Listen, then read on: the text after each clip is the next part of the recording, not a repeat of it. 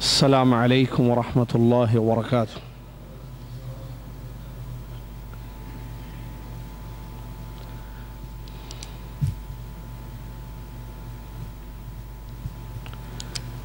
ان الحمد للہ نحمده ونستعینه ونؤمن به ونتوکل علیہ ونعوذ باللہ من شرور انفسنا ومن سیئات اعمالنا من يهده الله فلا مضل له ومن يضلله فلا هادي له واشهد ان لا اله الا الله وحده لا شريك له واشهد ان محمدا عبده ورسوله اما بعد اعوذ بالله من الشيطان الرجيم بسم الله الرحمن الرحيم يا أيها الذين آمنوا اتقوا الله حق تقاته ولا تموتن إلا وأنتم مسلمون يا أيها الناس اتقوا ربكم الذي خلقكم من نفس واحدة وخلق منها زوجها وبث منهما رجالا كثيرا ونساء واتقوا الله الذي تساءلون به والأرحام إن الله كان عليكم رقيبا يا أيها الذين آمنوا اتقوا الله وقولوا قولا سديدا يصلح لكم أعمالكم ويغفر لكم ذنوبكم ومن يطع الله ورسوله فقد فاز فوزا عظيما قال الله سبحانه وتعالى والذين تبوأوا الدار والإيمان من قبلهم يحبون من هاجر إليهم ولا يجدون في صدورهم حاجة مما أوتوا ويؤثرون على أنفسهم ولو كان بهم خصاصة وقال تعالى وَلَقَدْ نَصَرَكُمُ اللَّهُ بِبَدْرٍ وَأَنْتُمْ أَذِلَّةٌ فَاتَّقُوا اللَّهَ لَعَلَّكُمْ تَشْكُرُونَ إِذْ تَقُولُ لِلْمُؤْمِنِينَ أَلَنْ يَكْفِيَكُمْ أَنْ يُمِدَّكُمْ رَبُّكُمْ ب3,000 مِّنَ الْمَلَائِكَةِ مُنْزِلِينَ بَلَى إِن تَصْبِرُوا وَتَتَّقُوا وَيَأْتِيكُم مِّن فَوْرِهِمْ هَذَا يُمْدِدْكُمْ رَبُّكُمْ ب5,000 مِّنَ الْمَلَائِكَةِ مُسَوِّمِينَ وَمَا جَعَلَهُ اللَّهُ إِلَّا بُشْرَىٰ لَكُمْ وَلِتَطْمَئِنَّ قُلُوبُكُمْ بِهِ وَمَا النَّصْرُ إِلَّا مِنْ عِندِ اللَّهِ الْعَزِيزِ الْحَكِيمِ لِيَقْطَعَ طَرَفًا مِّنَ الَّذِينَ كَفَرُوا او یکبتہم فینقلبوا خائبین۔ تمام تعریفیں ہر قسم کی بڑائی اور کبریائی حمد و ثناء اللہ رب العالمین الہ العالمین کے لیے ہے، جو ہم سب کا خالق، مالک اور معبود برحق ہے۔ اس کے سوا نہ کسی نے پیدا کیا، نہ کوئی روزی دیتا ہے، نہ کوئی نفع و نقصان کا مالک ہے، اور نہ کوئی عبادتوں کا مستحق ہے۔ اللہ رب العالمین اپنی ذات میں، اپنے افعال میں اکیلا اور منفرد ہے۔ لیس کمثلہ شیء، اس کے جیسی کوئی ذات نہیں ہے۔ اس کے لیے پیارے پیارے نام اور بلند و بالا صفات ہیں۔ سبحان اللہ و بحمدہ سبحان اللہ العظیم۔ اس کے بعد درود و سلام ہو امام الانبیاء خاتم النبیین والمرسلین محمد الرسول اللہ صلی اللہ علیہ وسلم کی ذات گرامی پر، جن کو رب تعالیٰ نے رحمت والا رسول بنا کر، داعی التوحید بنا کر مبعوث فرمایا تاکہ لوگوں کو کفر اور شرک سے نکال کر توحید اور ایمان کی طرف بلایا جائے اور ان کی زندگی کا مقصد ان کو سمجھایا جائے اور ایک ایسی زندگی گزارنے کی دعوت دی جائے کہ جس میں عدل اور انصاف ہو، حقوق کا خیال ہو اور رب کی عبادت ہو اور حقوق العباد کا پاس و لحاظ کیا جائے۔ اللہم صلی علی محمد وعلی آل محمد کما صلیت علی ابراہیم وعلی آل ابراہیم انک حمید مجید۔ اللہم بارک علی محمد وعلی آل محمد کما بارکت علی ابراہیم وعلی آل ابراہیم انک حمید مجید۔ اللہم بارک علی محمد وعلی آل محمد کما بارکت علی ابراہیم وعلی آل ابراہیم انک حمید مجید۔ اس حمد اور صلاۃ بر نبی علیہ السلام کے بعد آج 10 جمادی الاولیٰ 1434 ہجری مطابق 22 مارچ 2013 عیسوی مکتب شرق جدہ کے تحت یہ 11واں علمی دورہ منعقد ہے جو سیرت نبوی صلی اللہ علیہ وسلم کے موضوع پر ہے۔ مدنی زندگی پیارے نبی علیہ السلام کی، ہجرت کے بعد اللہ کے نبی علیہ السلام کی حیات طیبہ کو ہم پڑھ رہے ہیں۔ پچھلی کلاس میں اس سلسلے کی پہلی کڑی تھی، آج یہ ہماری دوسری نشست ہے جو یہاں اس مسجد میں قائم ہے۔ پچھلی نشست میں، پچھلی بیٹھک یا پچھلی کلاس میں ہم نے ہجرت کا واقعہ پڑھا اور مدینہ پہنچ کر اللہ کے نبی علیہ السلام نے جو کچھ اہم کام انجام دیے وہ بھی ہم نے پڑھا اور سنا۔ اس کے بعد کیا ہوا یہ انشاءاللہ آج ہم پڑھیں گے۔ اللہ کے نبی علیہ السلام نے اللہ کے حکم پر عمل کرتے ہوئے ہجرت فرمائی، جیسا کہ پچھلی کلاس میں ہم نے بتایا آپ کو کہ اللہ تبارک و تعالیٰ نے حکم دیا نبی علیہ السلام کو ہجرت کرنے کا، اور اس کی غرض و غایت یہ رہی کہ مکہ میں مسلمانوں کو عبادت سے روکا جاتا تھا، مسلمانوں کے خلاف سازشیں ہوتی، اللہ کے نبی علیہ السلام کی قتل کی کوشش کی گئی، نعوذ باللہ من ذالک، اور طرح طرح سے مسلمانان مکہ کو، موحدین کو اذیتیں پہنچائی گئیں، ان پر ظلم ہوا، جس کی کچھ مثالیں ہم نے پچھلے دورے میں آپ کو بتائی تھی۔ تو اللہ تبارک و تعالیٰ نے پیارے نبی علیہ السلام کو یہ حکم دیا کہ مدینہ کی طرف ہجرت کریں، اور خواب میں مدینہ دکھایا گیا جس کا پرانا نام یثرب تھا۔ اللہ کے نبی علیہ السلام نے حکم پر عمل کیا، صحابہ کو حکم دیا کہ ہجرت کریں، صحابہ نے ہجرت کی، اپنا وطن چھوڑا، مدینہ کی طرف، ایک نیا شہر، نئی ثقافت، نیا ماحول، نئے افراد کی طرف ہجرت فرمائی۔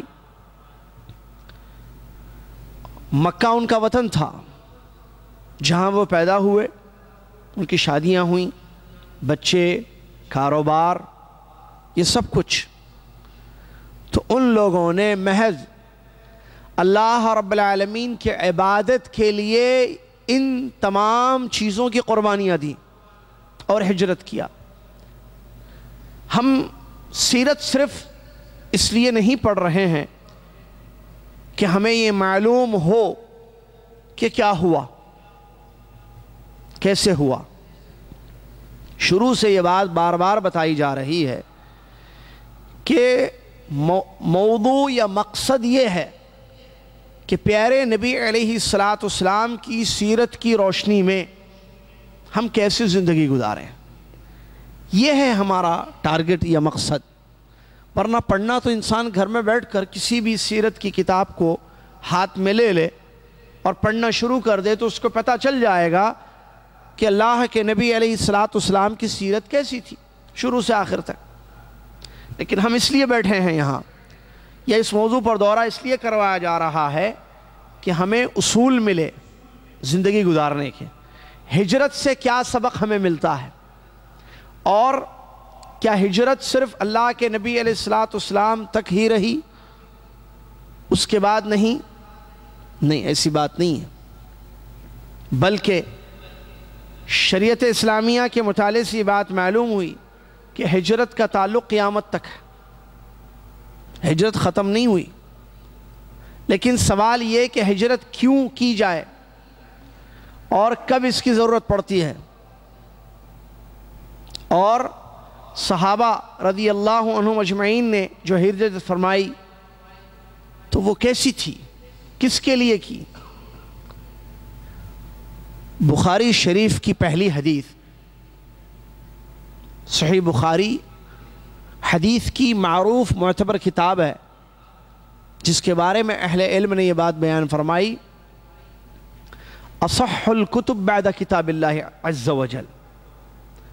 اللہ رب العالمین کی کتاب قرآن مجید کے بعد سب سے صحیح کتاب, قرآن مجید کے بعد اس روئے زمین پر سب سے صحیح کتاب صحیح البخاری, جس کا کافی لمبا نام ہے, الصحیح الجامع المسند من اخبار رسول اللہ صلی اللہ علیہ وسلم وسننہ وایامہ. اس کا مختصر مشہور نام صحیح بخاری یا بخاری شریف, جس کو محمد بن اسماعیل بخاری رحمۃ اللہ علیہ نے تصنیف کی ہے, تالیف کی ہے.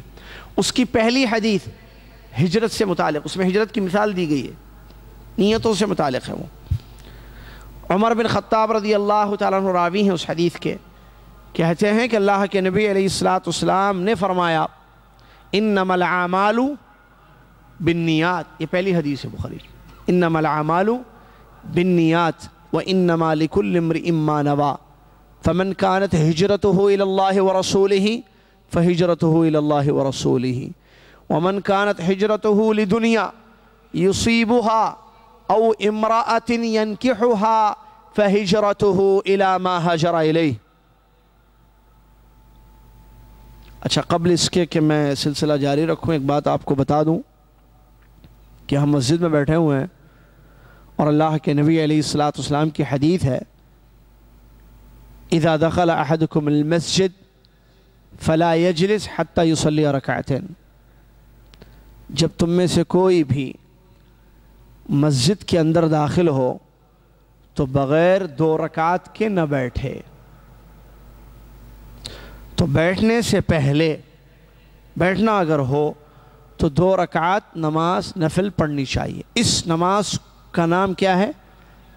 تحیۃ المسجد. انسان کسی بھی وقت مسجد میں داخل ہو, مثلا سیرت پڑھ رہے ہیں کس کی؟ پیارے نبی علیہ السلام کی. کہاں پڑھ رہے ہیں اس وقت؟ کہاں ہیں ہم؟ مسجد میں. تو جب مسجد میں ہیں اور نبی صلی اللہ علیہ وسلم کی سیرت پڑھ رہے ہیں تو یہ حدیث نہ بتائی جائے, ایسا نہیں ہونا چاہیے. ضروری ہے اس حدیث کو ہم سمجھیں کہ مسجد میں آئیں ہم کبھی بھی کسی بھی وقت, فجر کے بعد, عصر کے بعد, یا سورج سر پر ہو, یا سورج ڈوب رہا ہو, یا سورج نکل رہا ہو. 5 اوقات نماز پڑھنا منع ہے. حدیث وہ بھی نبی صلی اللہ علیہ وسلم کی. موضوع سے متعلق جب جب حدیثیں آئیں گی ہم بتاتے رہیں گے انشاءاللہ تاکہ فائدے ہوں. 5 وقت نماز پڑھنا منع ہے. نماز پڑھنا کب کب منع ہے؟ 5 وقت. نمبر 1, فجر کی نماز کے بعد سورج نکلنے تک. امید کہ خواتین تک میری آواز پہنچ رہی ہے, نہ پہنچ رہی ہو تو ام عمار کے ذریعے ابو عمار تک بات پہنچا دی جائے. پہلا وقت جو ممنوع ہے وہ ہے فجر کی نماز کے بعد سے سورج نکلنے تک نماز، نفل نماز پڑھنا منع ہے۔ نمبر 2، عصر کی نماز کے بعد سورج غروب ہونے تک۔ نمبر 3، زوال کا وقت، جب سورج سر پر ہو، اور یہ وقت کب ہوتا ہے؟ ظہر کی نماز کے لیے جو اذان دی جاتی ہے، ظہر کی اذان سے 5 یا 8 یا 10 یا 9 7 منٹ پہلے، کسی نے 10 کسی نے 9 کسی نے 8 کہا ہے، کم سے کم 15 منٹ تو احتیاط کرنا چاہیے، وہ زوال کا وقت ہوتا ہے۔ یا بالتاکید اگر کرنا ہو تو 10 منٹ 8 منٹ، ٹھیک ہے۔ تین وقت ہو گئے نا ممنوع۔ چوتھا وقت جب سورج نکل رہا ہو، سورج نکل رہا ہے، ممنوع ہے نماز پڑھنا۔ پانچواں اور آخری وقت سورج ڈوب رہا ہے، واضح ہے نا؟ فجر سے سورج نکلنے تک 1، عصر سے سورج غروب ہونے تک 2، نمبر 3 زوال، نمبر 4 جب سورج نکل رہا ہو، نمبر 5 جب سورج ڈوب رہا ہو۔ ان 5 اوقات نماز پڑھنا منع ہے۔ کون سی نماز؟ نفل، فرض نہیں۔ ایک آدمی نے فرض نماز نہیں پڑھی اور وہ ان 5 اوقات میں کسی وقت اس کو یاد آ گیا تو پڑھے گا نماز فرض۔ جیسے ایک آدمی نے فجر نہیں پڑھی اور وہ اٹھا ہے فجر اور سورج نکلنے کے درمیان، ٹھیک ہے، تو کیا کرے گا؟ وہ پڑھے گا؟ یہ ممنوع وقت ہے، لیکن وہ اٹھا اسی وقت، نماز نہیں پڑھا فجر، پڑھے گا فوراً۔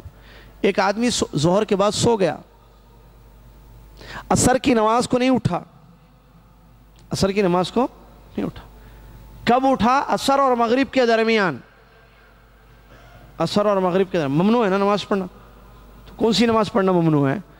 نفل، فرض۔ اب وہ اٹھا، پڑھے گا نہیں پڑھے گا؟ پڑھے گا۔ دلیل حدیث رسول اللہ صلی اللہ علیہ وسلم نے ارشاد فرمایا، من نام عن الصلاة او نسیہا فلیصلیہا اذا ذکرہا۔ حدیث رسول اللہ صلی اللہ علیہ وسلم نے فرمایا، جو کسی نماز سے سو جائے یا نماز پڑھنا بھول جائے، دو ہی ہو سکتا ہے نماز کی قضاء کے لیے، یہ دو ہی چیزیں ہیں، سو جائے یا بھول جائے، تو جیسے یاد آئے پڑھ لے گا وہ، فَلْيُصَلِّيهَا إِذَا ذَكَرَهَا۔ وہ اٹھا سورج نکل رہا ہے، پڑھ لے گا۔ وہ اٹھا سورج ڈوب رہا ہے، پڑھ لے گا۔ وہ اٹھا سورج سر پر ہے، پڑھ لے گا۔ 5 اوقات میں فرض نماز ایک۔ دوسری نماز ان 5 اوقات میں پڑھی جائے گی اور وہ ہے اسباب والی نماز۔ ایک نماز ایک ایسی نفل نماز ہے جو سبب ہو تو پڑھی جاتی ہے، اور وہ 3 قسم کی نمازیں ہیں۔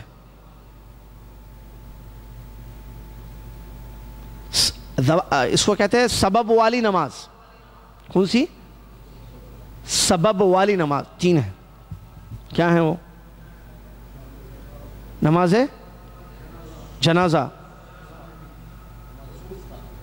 نہیں، نماز جنازہ 1، اور تحیت المسجد 2، اور طواف کی 2 رکعت، سبب والی نمازیں کہتے ہیں۔ یہ جیسے ہی سبب ہوگا پڑھیں گے۔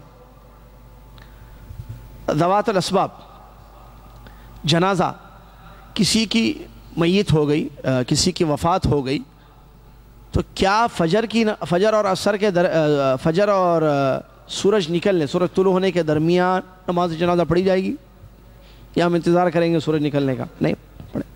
یہ عصر اور مغرب کے درمیان نماز جنازہ پڑھی جائے گی؟ جی ہاں۔ یا سورج نکلتے وقت، ممنوع اوقات میں پڑھ سکتے ہیں نماز جنازہ، کیونکہ یہ سبب والی نماز ہے۔ جب تک موت کا تیقن نہیں ہوگا جنازہ نہیں پڑھ سکتے۔ سکرات میں اگر کوئی آدمی ہو، ہاسپٹل میں ہو، وینٹیلیٹر، نیا نام، پہلے نہیں تھا وینٹیلیٹر، ایک تو وہ معلوم ہے جس میں ہوا آتی ہے، اوپر سے وینٹیلیٹر پہ رکھتے ہیں، معلوم ہے نا؟ تو پیشنٹ کو، مریض کو وینٹیلیٹر پہ رکھ دیے، نماز جنازہ جا کے مسجد میں پڑھیں گے؟ نہیں پڑھیں گے۔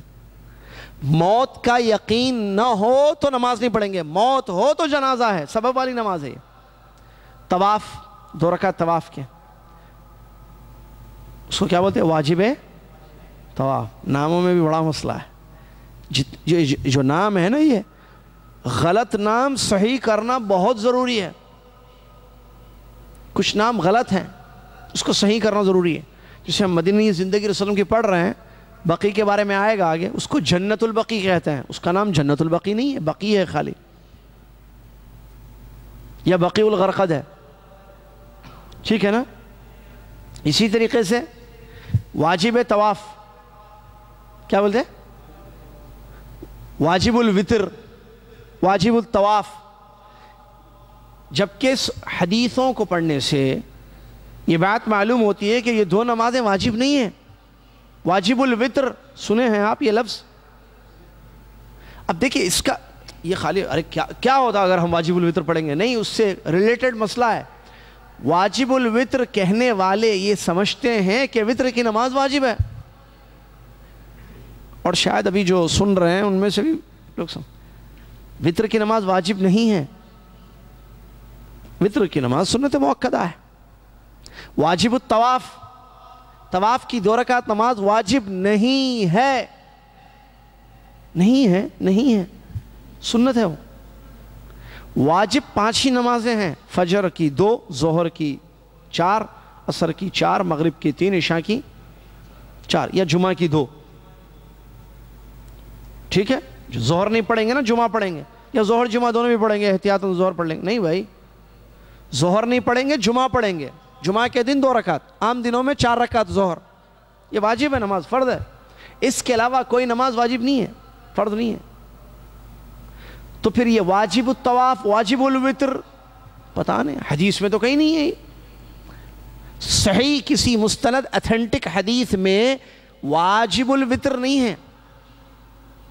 ضعیف روایتیں ہیں جن میں جو ہے یہ الفاظ آئے ہیں کہ وتر کی نماز حق واجب علی کل مسلم، واجب نماز نہیں ہے۔ اس کی دلیلیں ہیں، نبی علیہ السلام نے اس صحابی کو جنہوں نے پوچھا تھا کہ مجھ پر کون سی نماز واجب ہے بتائیے، تو نبی صلی اللہ علیہ وسلم نے 5 نمازوں کا ذکر کیا ہے، فجر، ظہر، عصر، مغرب، عشاء، اور وتر کا ذکر نہیں کیا، اور یہ فرمایا الا ان تطوع، مگر یہ کہ تم نفل پڑھو، مگر یہ کہ تم نفل پڑھو۔ اچھا، دوسری چیز، پیارے نبی صلی اللہ علیہ وسلم نے وتر کی نماز سواری پر پڑھی ہے، پیارے نبی صلی اللہ علیہ وسلم نے وتر کی نماز سواری پر پڑھی ہے، اور پیارے نبی صلی اللہ علیہ وسلم فرض اور واجب سواری پر نہیں پڑھتے تھے، زمین پر پڑھتے تھے۔ دلیل ہے دوسری، اور کوئی حدیث ایسی ثابت نہیں ہے کہ جس سے معلوم ہو کہ وتر کی نماز واجب ہے، سنت مؤکدہ ہے، پڑھنا چاہیے۔ امام احمد رحمہ اللہ سے پوچھا گیا وتر کی نماز جو چھوڑتا ہے اس کے بارے میں، کہا کہ وہ برا آدمی ہے، اچھا آدمی نہیں ہے، تو اس کا مطلب وتر کی پابندی کرنی چاہیے۔ چلیے، واجب الطواف، یہ نام بھی صحیح نہیں ہے، کیونکہ طواف کے بعد جو 2 رکعت نماز پڑھی جاتی ہے یہ واجب نہیں ہے، یہ سنت ہے۔ کیا مطلب سنت ہے؟ پڑھنا چاہیے۔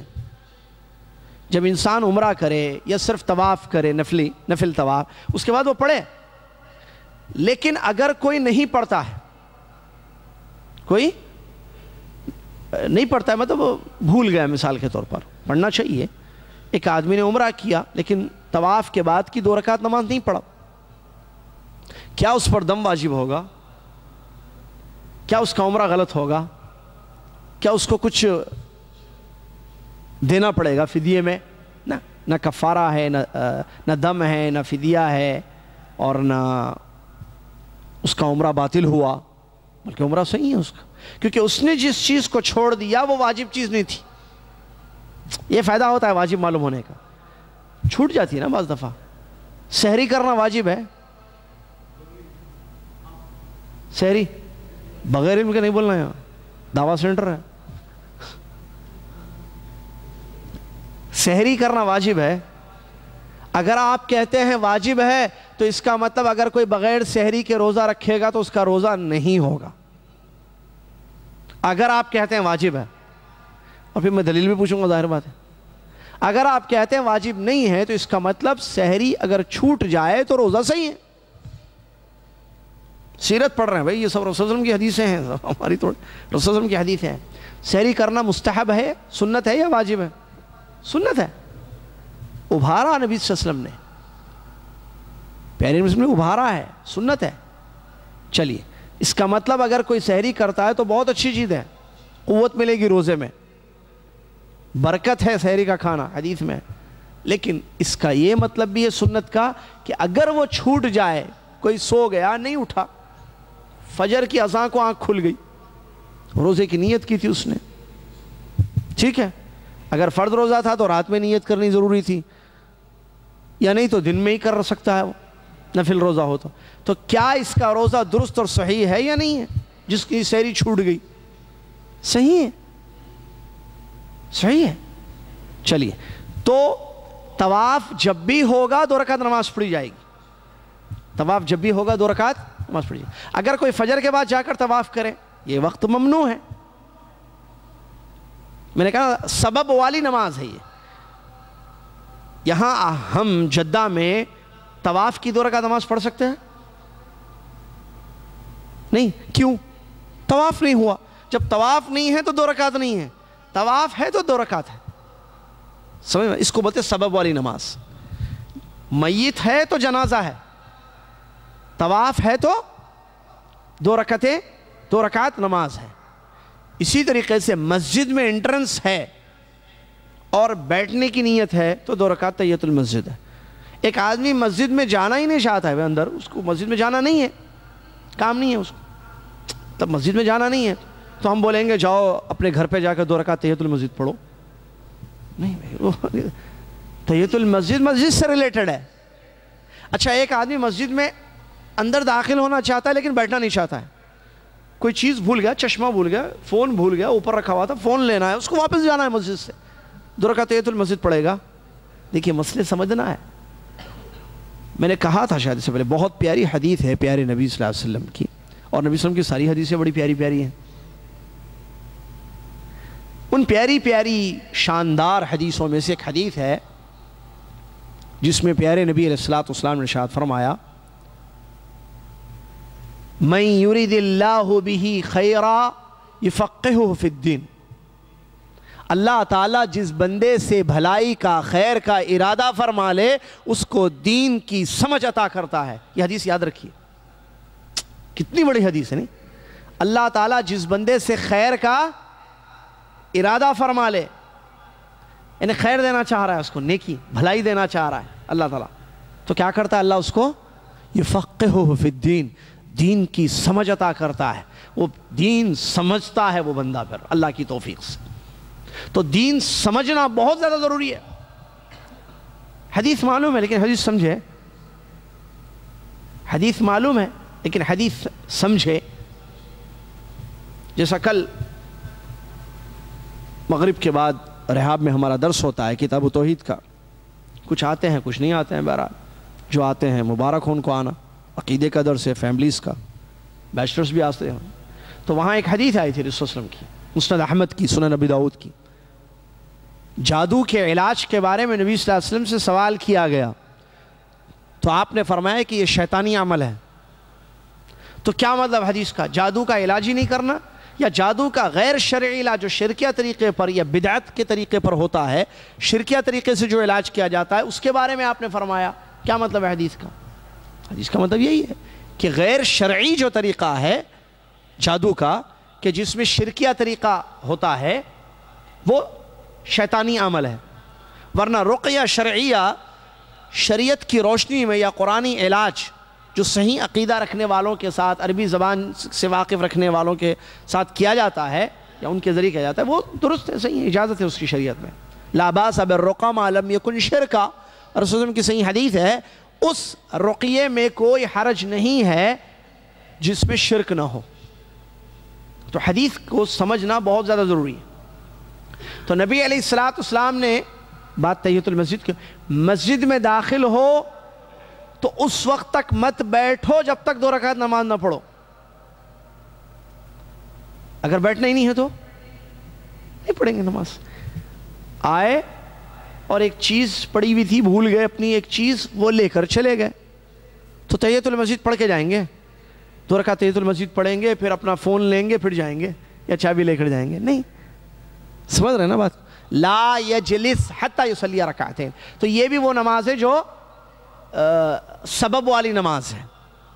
مسجد میں داخلہ ہوا اور بیٹھنا ہے تو پڑھیں گے، ورنہ نہیں پڑھیں گے.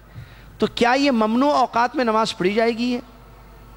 جی ہاں پڑھی جائے گی. یہ سبب والی نماز ہے. اس کے علاوہ کوئی اور نماز، نفل نماز نہیں پڑھ سکتا. عام نفل کوئی پڑھنا چاہے ان اوقات میں، 5 اوقات جو ہم نے ذکر کیے، ان 5 اوقات میں عام نفل نماز نہیں پڑھی جائے گی. فرض نماز پڑھی جائے گی، سبب والی نماز پڑھی جائے گی، بغیر اس کے نہیں بیٹھنا چاہیے. تو یہ مسئلہ ہے، اس چیز کو ذہن میں رکھیں. اللہ کے نبی محمد صلی اللہ علیہ وسلم نے فرمایا انما الاعمال بالنیات، اعمال کا دار و مدار نیتوں پر ہے. بخاری کی پہلی حدیث جس میں ہجرت کی مثال دی گئی ہے، وہ ہم پڑھ رہے ہیں. بات وہاں سے شروع ہوئی تھی، یاد ہے نا؟ چلیے، اور ساری باتیں حدیثوں میں ہوئی ہیں، فائدے ہوئے ہیں. اسی فوائد کے لیے ہم نے ان احادیث کو یا ان مسئلوں کو جو ذکر کیا ہے وہ ذکر کیا ہے. اعمال کا دار و مدار مطلب اعمال ڈپینڈ ہے نیت پر. وَإِنَّمَا لِكُلِّ امْرِئٍ مَّا نَوَىٰ، اور ہر انسان کو وہی ملتا ہے جس کی اس نے نیت کی ہے. فَمَنْ كَانَتْ هِجْرَتُهُ إِلَى اللَّهِ وَرَسُولِهِ فَهِجْرَتُهُ إِلَى اللَّهِ وَرَسُولِهِ. جو ہجرت کرتا ہے اللہ اور اس کے رسول کے لیے تو اس کی ہجرت اللہ اور اس کے رسول کے لیے ہی ہوگی. جو ہجرت کرتا ہے دنیا کمانے کے لیے یا عورت سے نکاح کرنے کے لیے تو اس کی ہجرت اسی کی طرف ہوگی جس کی اس نے نیت کی. اس حدیث شریف میں اللہ کے نبی علیہ السلام نے مثال دی ہجرت کی کہ ہجرت الانتقال من بلد الى بلد، ایک علاقے سے دوسرے علاقے جانے کو ہجرت کہتے ہیں. حیدرآباد سے آپ کراچی جائیں ہجرت ہے، اس کو ہجرت بولتے ہیں. یو پی سے آپ پنجاب جائیں یہ ہجرت ہے، مثال سمجھنے کے لیے. یا بامبے سے یا ممبئی، بامبے بھائی چلیے، بامبے سے اگر کوئی لاہور جائے تو یہ ہجرت ہے. مثال ایک شہر سے دوسرے شہر گیا، ایک علاقے سے دوسرے علاقہ گیا، ہے نا بھائی؟ تو اس کا نام کیا ہے؟ یہ اس کو بولتے ہیں ہجرت. اب رسول صلی اللہ علیہ وسلم نے مثال دی ہے ہجرت کی، 2 ڈیفرنٹ نیتیں اور اس کے حساب سے بدلے. اگر ہجرت یعنی یہ جو چھوڑ کر گئے اللہ اور اس کے رسول کے لیے ہے تو ہجرت اللہ اور اس کے رسول کے لیے ہوگی. اور اگر ہجرت دنیا یا عورت کے لیے، دنیا کمانے، پیسے کمانے کے لیے گئے آپ وہاں، یا کسی عورت سے نکاح کرنے کے لیے گئے، نیت کیا ہے؟ پیسہ کمانا، یا کسی عورت سے نکاح، تو رسول صلی اللہ علیہ وسلم نے فرمایا نیت پھر جیسی ہے ویسی ہجرت ہے. مثال، ایک آدمی اپنے ملک سے دوسرے ملک جا رہا ہے، کیوں جا رہا ہے؟ وہاں بسنے جا رہا ہے، ہجرت کرا، اس کو بولتے ہیں ہجرت عربی میں. ایک جگہ سے دوسری جگہ گیا نا، کیوں گیا؟ نیت کیا ہے؟ اگر نیت دنیا کمانے کے لیے، بھائی یہ ہمارا غریب ملک ہے، بھائی وہ مالدار ملک ہے، وہاں جائیں گے، پیسہ کمائیں گے، زندگی وہیں سیٹ کریں گے اپنی، ٹھیک ہے، نیت آپ کی وہی ہے تو ہجرت آپ کی اسی. کیا یہ شرعی ہجرت اللہ، جس میں شریعت میں جو کہتے ہیں اللہ اور اس کے رسول کے لیے ہجرت کہیں گے اس کو؟ نہیں، وہ دنیا کے لیے، وہ وہاں سیٹل ہونے کے لیے گیا. کتنے لوگ اپنے ملکوں سے گئے، دوسرے ملکوں میں جا کر بس گئے، بہت بس گئے، لیکن چہرہ دیکھتے معلوم ہو جاتا ہے کہاں کا ہے نا؟ بس گئے، ایک پیڑھی دوسری پیڑھی، ایک نسل دوسری نسل، اس کے بعد چہرہ دیکھتے ہوتا ہے ایشین ہے، آپ تو انڈیا کے ہیں، چہرہ دیکھتے معلوم ہوتا ہے انڈیا یا پاکستان کے. ارے نہیں، ہمارے 4 فادر 5 فادر 6 فادر پتہ نہیں کون سے فادر جو ہے انگلینڈ آئے تھے، وہ کوئی بھی آئے تھے، you are basically Indian brother, یا انڈین یا پاکستانی یا بنگلہ دیشی. اور فیس سمجھ میں آ رہا ہے، خون تھوڑا ہی چینج ہوتا ہے نا، فیس سے معلوم ہوتا ہے پیڑیاں گزر چکی ہیں، پتہ چل جاتا بہرحال کیوں آئے تھے، ڈالر پاؤنڈ، چلو ٹھیک ہے آ گئے، حرام تو نہیں کیا نا، حرام کام ہے سجانا نہیں ہے، تو وطن چھوڑا اپنا، ٹھیک ہے، کس لیے چھوڑا؟ قربانی دے کے کیسے دیتے ہیں لوگ اپنا وطن؟ بھائی ہر انسان کو اپنے وطن سے محبت ہوتی ہے، مانتے ہیں آپ؟ یہ فطری چیز ہے، آدمی جہاں پیدا ہوتا ہے وہاں سے محبت ہوتی ہے، اس کا ایک لگاؤ ہوتا ہے ایک دلی، اپنا وطن، اور وطن وطن ہی ہے۔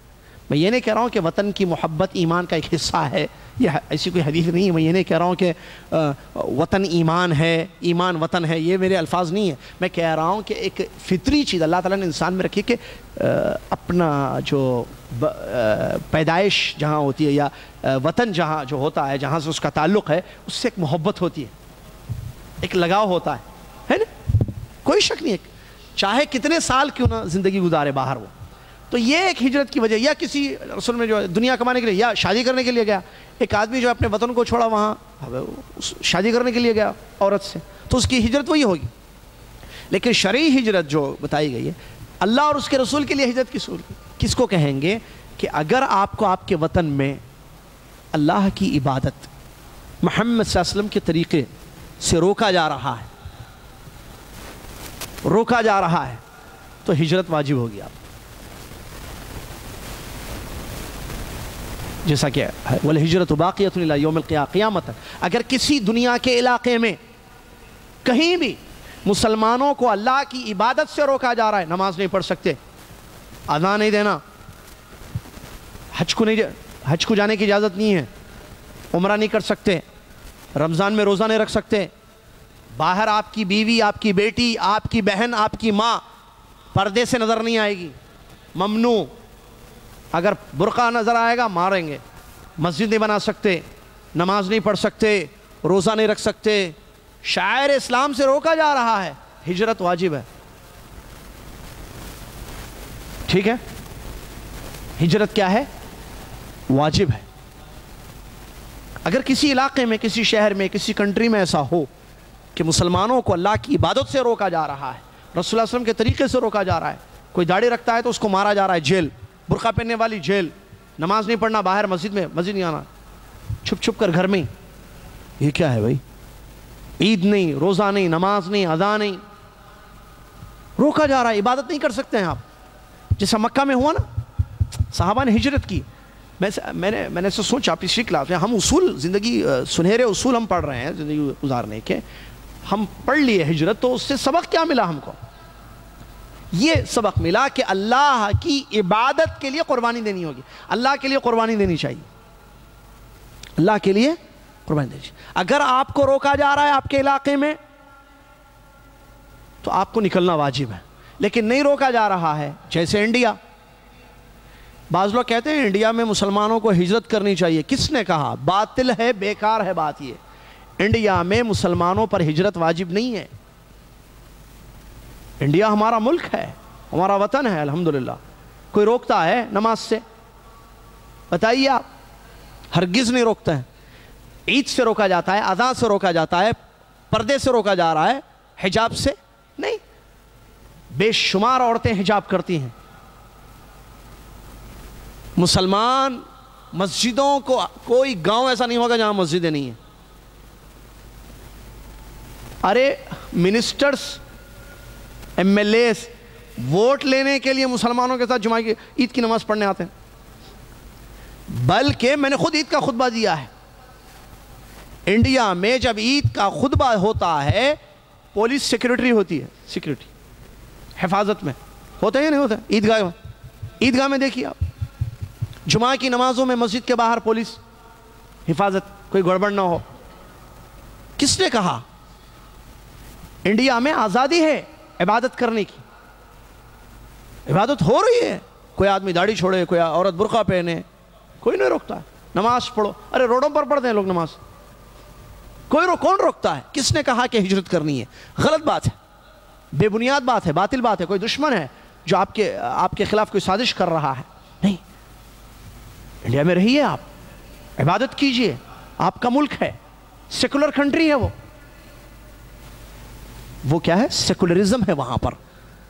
سیکولرزم کس کو کہتے ہیں؟ ہر آدمی کو اس کے مذہب کی اجازت، کرسچن اپنے طریقے پہ عبادت کرے، ہندو اپنے طریقے پر عبادت کرے، مسلمان اپنے طریقے پر عبادت کرے، روکا نہیں جائے گا کسی کو. یہ ہے، یہ کنٹری ہے، کسی کا ملک، سب کا ملک ہے وہ، جو وہاں رہتا ہے اس کا ملک ہے وہ. ٹھیک ہے. چلیے اب ہجرت جو کرنی ہے جیسے بتا دیا گیا اللہ اور اس کے رسول کے لیے، صرف صحابہ نے ہجرت کی. اچھا یہاں ایک پوائنٹ کی بات اصول ہے، جب اللہ کی عبادت سے روکے جانے پر وطن کو چھوڑنا ہے تو اس کا مطلب امپورٹنس کس کی ہے یہاں پر؟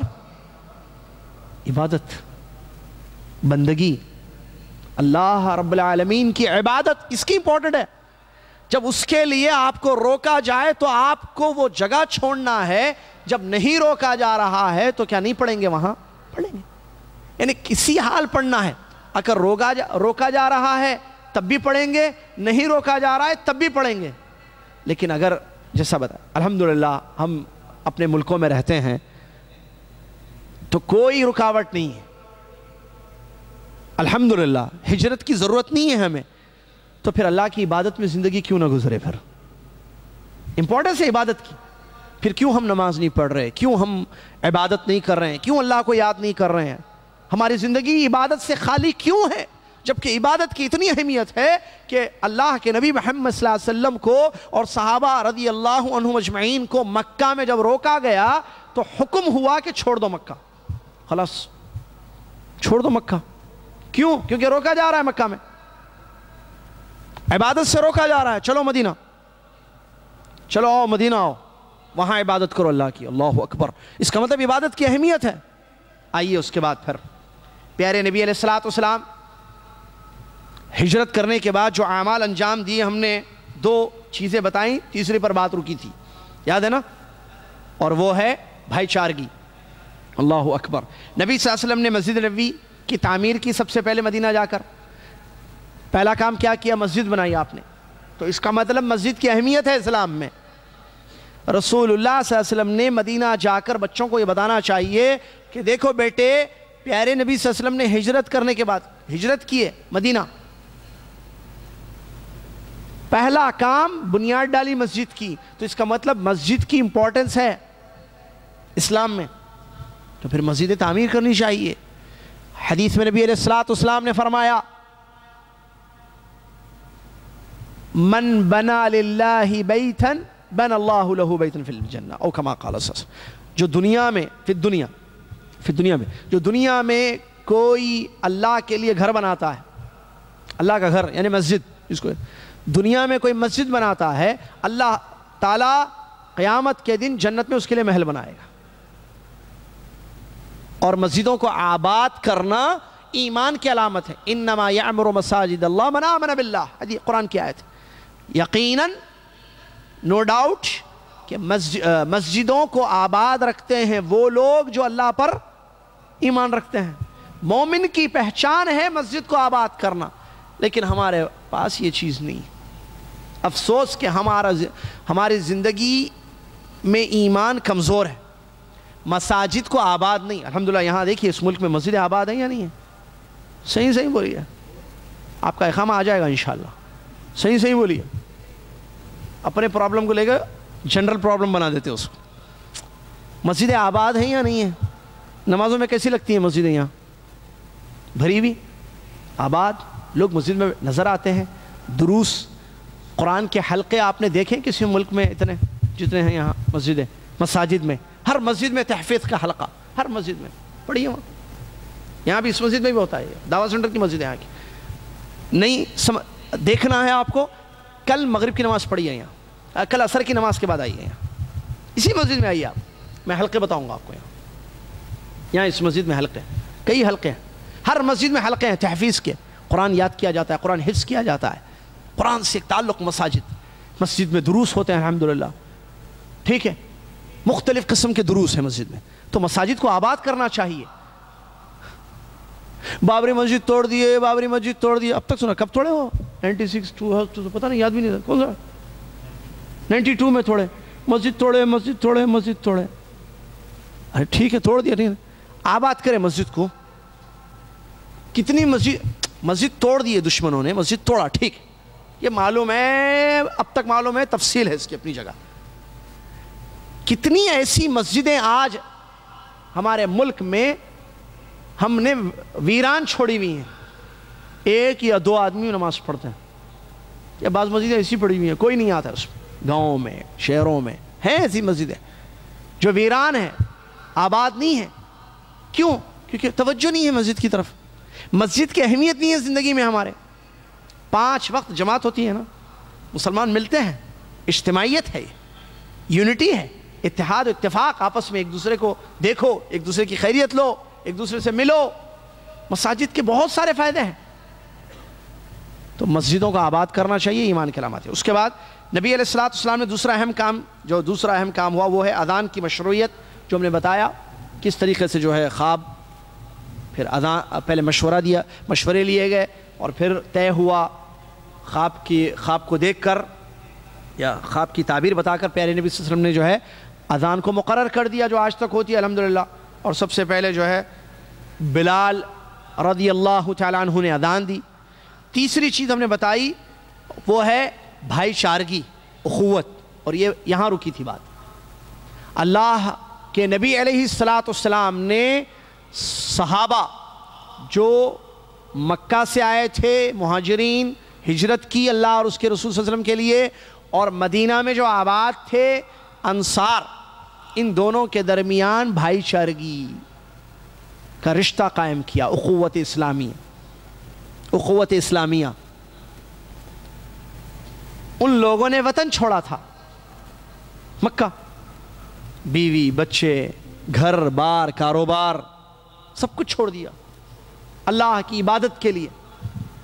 تو اسلام کے لیے قربانیاں دینی چاہیے، ضرورت پڑے تو آپ قربانی دیں اسلام کے لیے، اللہ خوش ہوگا آپ سے۔ وقت کی قربانی، پیسے کی قربانی، بہت ساری چیز کی قربانیاں چاہیے۔ قربانیاں دینے سے انسان نکھرتا ہے، ایمان قوی ہوتا ہے، ٹھیک ہے۔ صحابہ نے قربانیاں دی۔ آپ تھوڑی دیر کے لیے سوچئے، وطن چھوڑنا اتنی معمولی بات نہیں ہے میرے بھائی معزز سامعین، وطن چھوڑنا معمولی بات نہیں ہے۔ ہم خالی پڑھے ہجرت کیے، سیرت میں کہ لکھا ہوا ہے صحابہ مکہ چھوڑے، مدینہ گئے، وہاں رہے، انصار کے ساتھ رہے، نہیں، تھوڑی دیر کے لیے اپنے آپ کے بارے میں سوچئے۔ آپ کو اگر نکال دیا جائے آپ کے شہر سے اور یہ کہا جائے آپ کو تکلیف ہے، آپ کو قتل کیا جا رہا ہے، اگر آپ آئیں گے تو مار دیں گے آپ، تو آپ مجبور ہو گئے نکلنے کے لیے۔ اس وقت کیا کنڈیشن ہوتی ہے انسان کی، تھوڑی دیر کے لیے سوچ کے دیکھیے، کتنی تکلیف ہوتی ہے اپنا وطن چھوڑنے سے۔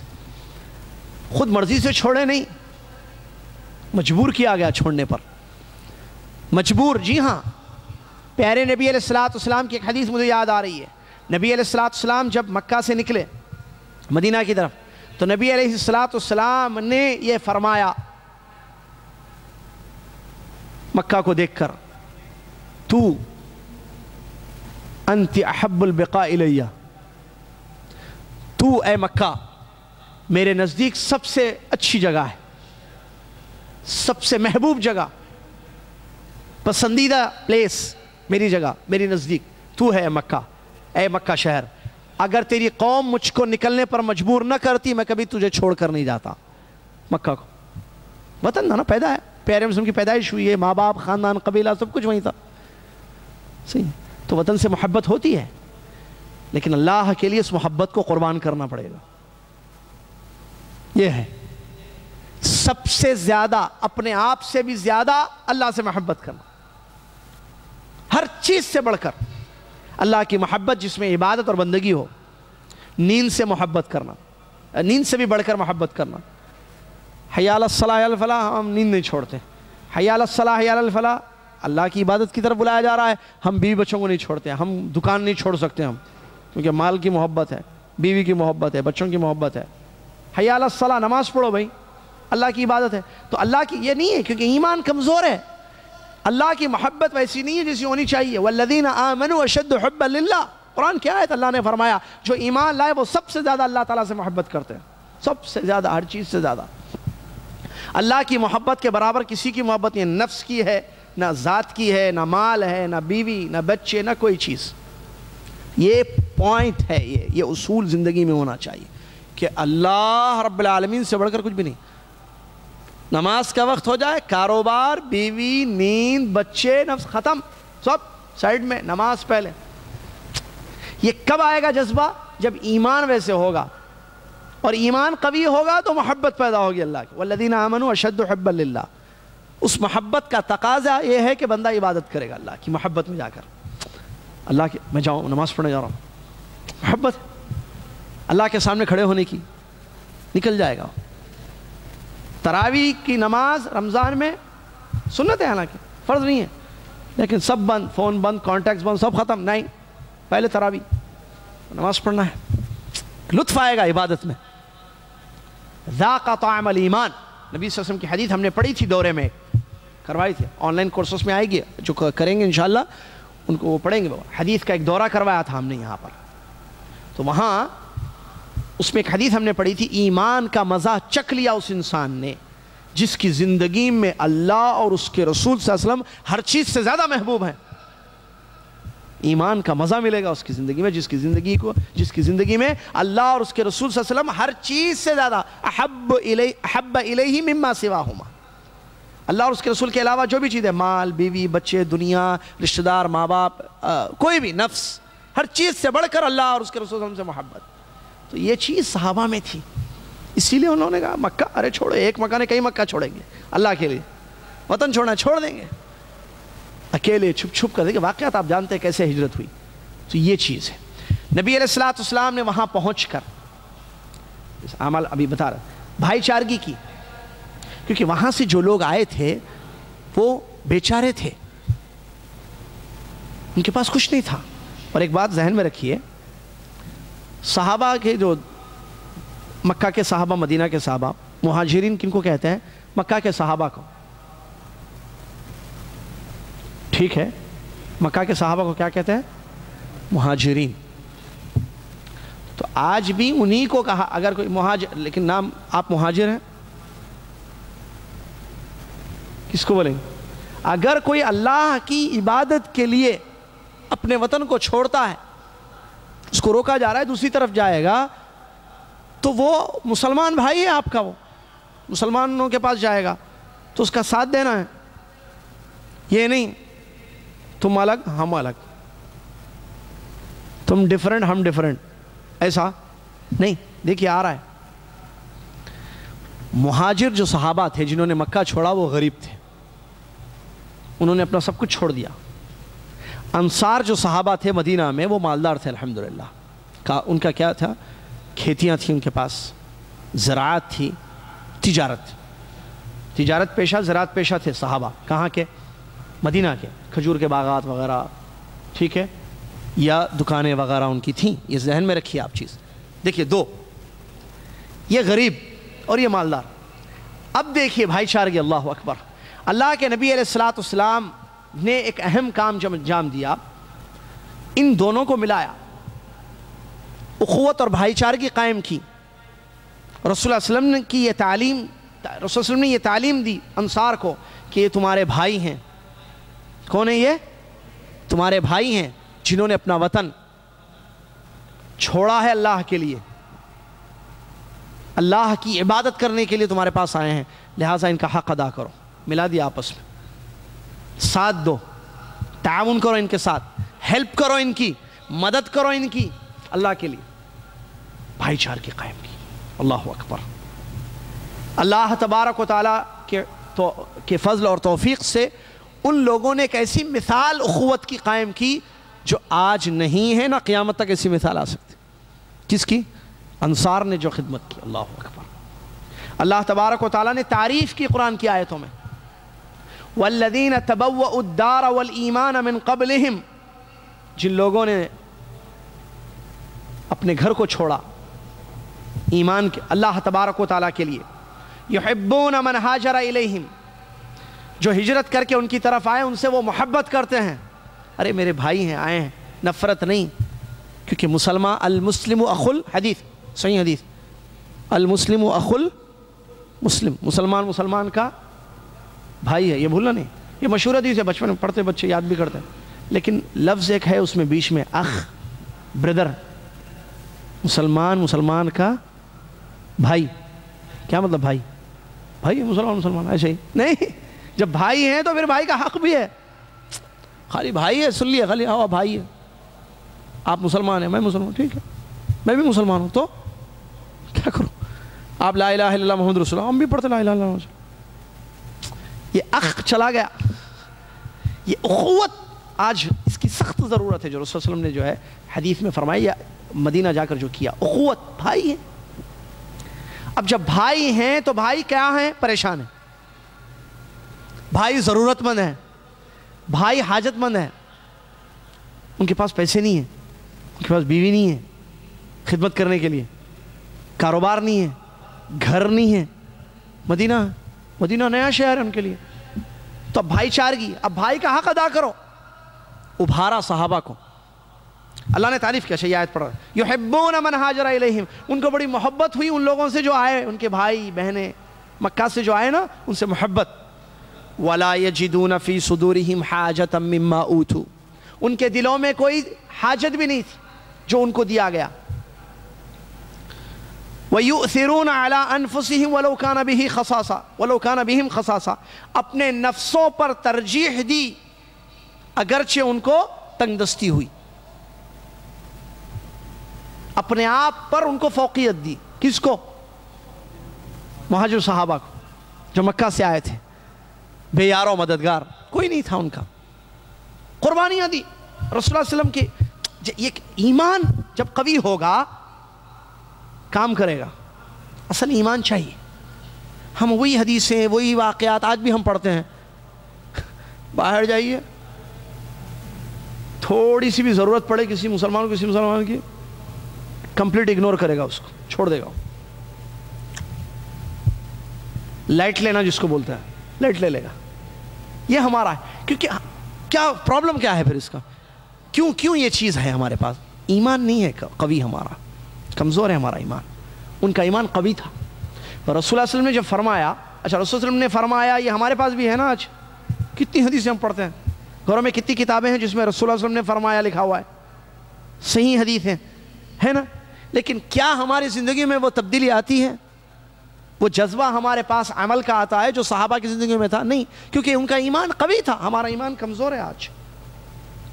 تو ایمان کو تقویت دینی پڑے گی تاکہ عمل ایسا ہو، پھر قربانیاں ہو. پھر رسول اللہ صلی اللہ علیہ وسلم نے جب ابھارا، مدد کرو ایک دوسرے کی، مہاجرین کی، جیسے جیسے تم کر سکتے ہو ایک دوسرے. پھر رسول اللہ صلی اللہ علیہ وسلم نے ہر ایک کا بھائی بنا دیا. دیکھیے ترتیب دی تھی. آپ انصاری صحابی، یہ مہاجر، ٹھیک ہے، آپ ان بھائی، یہ آپ کے بھائی. ان جنرل سب بھائی ہیں، لیکن اب ان کی مدد آپ کریں گے، ٹھیک ہے. جس میں منہاج بھائی ہے، صفی بھائی، منہاج بھائی یہ آپ، صفی بھائی آپ کے بھائی ہیں، لہٰذا آپ ان کی مدد کریں. چلیے آپ دونوں دیکھیں اپنا معاملہ، آپ کے پاس کیا ہے، کیسا آپ ہیلپ کر سکتے ہیں. یہ ہوا. اور اس میں ایک واقعہ سنی. سعد بن ربیع انصاری رضی اللہ تعالیٰ عنہ بہت مالدار تھے، کافی ماشاءاللہ دولت تھی، اور 2 بیویاں بھی تھیں ان کے، گھر بھی تھا. ظاہر بات ہے جب مالدار تھے، کھجور کا باغ بھی تھا ان کے پاس، دولت تھی الحمدللہ. ان کے جو مہاجر بھائی تھے وہ ہے عبد الرحمن بن عوف رضی اللہ عنہ. یہ بھی صحابی، وہ بھی صحابی. تو ان کا واقعہ آتا ہے کہ سعد بن ربیع انصاری رضی اللہ تعالیٰ عنہ نے، ارے یہ سچا واقعہ ہے، ایسی سٹوری نہیں ہے کوئی جیسے کوئی پتہ نہیں. ایک جنگل تھا، آج کل یہی چلتا ہے بچوں کو، ایسی ایک جنگل تھا، اس میں ایک شیر رہتا تھا، وہ شیر ایک آدمی کو بلایا، شیر آدمی کو وہاں بلاتا. ایسی سٹوری ہے نہیں. تو سٹوریز یا ٹام اینڈ جیری، کیسے بلی کو ستانا تاکہ ہم مسلمانوں کو ستائیں. ستاؤ بچہ دیکھتا اس کے بعد اب محلے میں ایک کو کیسا ستانا سیکھتا ٹام اینڈ جیری سے. یہاں بھائی چارگی ہے، اخوت، یہ ہم پڑھائیں سکھائیں. دیکھو کیسے ان لوگوں نے جو ہے قربانیاں دی اور ایک دوسرے کی مدد کیسے کی. تعجب ہوتا کہ یہ وہ مسلمان تھے. اللہ اکبر. ہمارے صحابہ، ہمارے سلف رضی اللہ عنہ اجمعین. سعد بن ربیع انصاری رضی اللہ عنہ کہتے ہیں عبد الرحمن سے، دیکھو یہ میرا کاروبار ہے، اس کے میں 2 حصے کر دیتا ہوں، آدھا تمہارا آدھا میرا. آدمی کو 3 چیز کی ضرورت پڑتی ہے نا. رہنے کے لیے جگہ چاہیے، ساتھی کی ایک ضرورت پڑتی ہے، بیوی کی، لائف پارٹنر جس کو بولتے ہیں۔ تیسری چیز کمانے کا ذریعہ چاہیے۔ تینوں چیزیں انہوں نے پیش کی، اللہ اکبر۔ اور یہ ایک واقعہ نہیں، ایسے بہت سارے واقعات، ایک واقعہ بطور عبرت پیش کیا جا رہا ہے تاکہ ہماری زندگی میں بھی ایک اصول قائم ہم کر لیں کہ مجھ سے جو ہوگا میں اپنے مسلمان بھائیوں کی بہنوں کی مدد کروں گا انشاءاللہ۔ ایک اصول قائم کر لیں، جتنا مجھ سے ہوگا ہے نا میں مدد کروں گا میرے مسلمان بھائیوں کی اور بہنوں کی۔ انہوں نے کہا کہ کاروبار کے 2 حصے کر دیتا ہوں میں، ایک تم ایک میں، میری 2 بیویاں ہیں، دونوں کو دیکھ لو، دونوں میں سے جو تمہیں پسند ہو میں اس کو طلاق دے دوں گا، عدت گزرنے کے بعد تم اس سے شادی کر لو۔ اللہ اکبر۔ اور یہ میرا گھر ہے، میں اس کا پارٹیشن کروں گا 2 حصے، ایک حصے میں تم رہنا، گھر تمہارا، وہ خلاص تمہارا گھر ہو، میرا نہیں، تمہارا، تم مالک ہے اس کا، کرایہ بھی نہیں، آدھا میرا۔ کیا ہے بھئی یہ جذبہ، اللہ اکبر۔ دیکھیے کیسی یحبون من ہاجر الیہم، یہ ہے وَيُؤْثِرُونَ عَلَىٰ أَنفُسِهِمْ وَلَوْ كَانَ بِهِمْ خَصَاصَةٌ۔ یہ انصاری صحابی، انہوں نے یہ پیشکش کی ان کے سامنے، میرے بھائی ہو تم ضرورت مند ہو، تمہاری ضرورت میں پوری کر سکتا ہوں، اللہ تعالیٰ نے مجھے نوازا ہے الحمدللہ، 2 بیویوں میں سے ایک تمہاری، اور وہ بھی اپنی مرضی کی نہیں۔ دیکھیے الفاظ کیا ہیں حدیث میں جو آیا ہے، تمہیں جو پسند ہو میں اس کو طلاق دے دوں گا، وہ عدت گزار لے گی طلاق کی، تم اس سے نکاح کر لینا، اپنا گھر بسا لینا، اللہ اکبر۔ اور کاروبار آدھا آدھا، سگے بھائی تھے یہ عبد الرحمن ان کے، کون سی بھائی چارگی ہے یہ؟ آج اب سگے بھائی کو دھوکہ دیتا ہے، اس کی زمین ہڑپ کرتا ہے،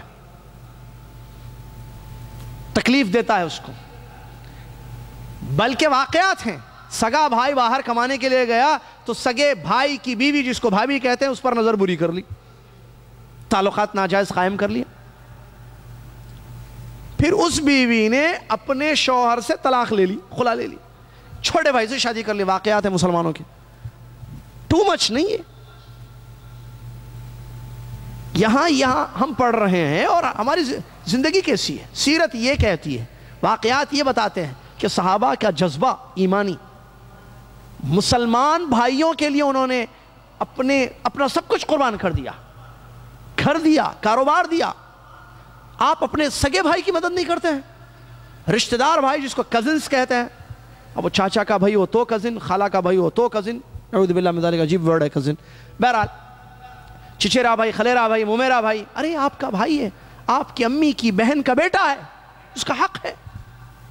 یہاں مسلمان عام انما المؤمنون اخوہ، ان کی بات ہو رہی ہے، یہاں مومن آپس میں ایک دوسرے کے بھائی ہیں۔ رسول اللہ صلی اللہ علیہ وسلم نے حدیث شریف میں بیان فرمایا، مومنوں کی مثال آپس میں ایک دوسرے پر رحم کرنے میں، ایک دوسرے کی محبت میں ایسی ہے کمثل الجسد الواحد، مسلم شریف کی حدیث ہے، ایک باڈی کے جیسے، اگر ایک حصے کو تکلیف ہو تو سارا جسم کو بخار آ جائے گا اور جاگے گا، حدیث میں جو ورڈ ہے، یعنی پیر میں کانٹا چھپ جائے تو پورے جسم کو تکلیف ہوتی ہے نہیں ہوتی ہے، یا صرف پیر میں تکلیف ہوتی ہے؟ انسان محسوس کرتا ہے نا، پیر میں کوئی چیز چھپ جائے تو آنکھ سے آنسو بھی نکل جاتے ہیں، تو پیر سے آنکھ کا تعلق کیسے قائم ہو گیا؟ ایسے ہونا چاہیے، ایسے ہونا چاہیے مسلمانوں میں۔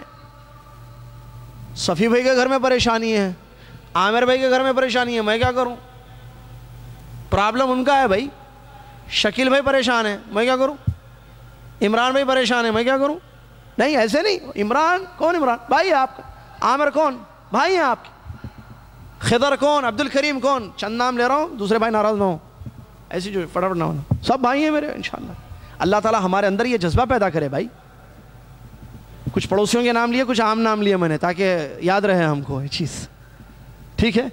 تو یہ اخوت بھائی چارگی کی جو انہوں نے قائم کی، دیکھیے کیسے بھائی سعد رضی اللہ عنہ کی قربانی، اللہ اکبر، مثال ہے۔ رسول اللہ صلی اللہ علیہ وسلم نے فرمایا مومن آپس میں ایسے ہونے چاہیے، جسد واحد کی طرح، ایک کی تکلیف دوسری کی تکلیف ہے، یہاں تکلیف اس کی محسوس کرنا تو دور، تکلیف دینا ہے، نعوذ باللہ من ذالک۔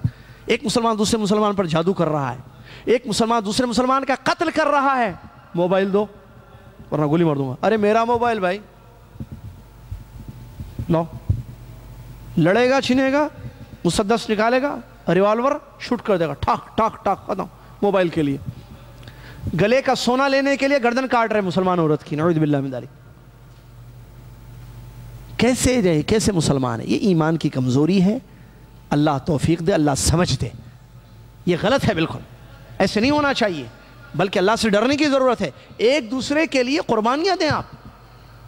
مسلمان دیکھیے ابھی جو یہاں بھی جو صحابہ جو ہے نا، ان میں مالدار غریب دونوں تھے. ہمارے پاس بھی ایسی ہے. سارے مسلمان ایک لیول کے نہیں ہیں، ایک کیٹیگری کے نہیں ہیں.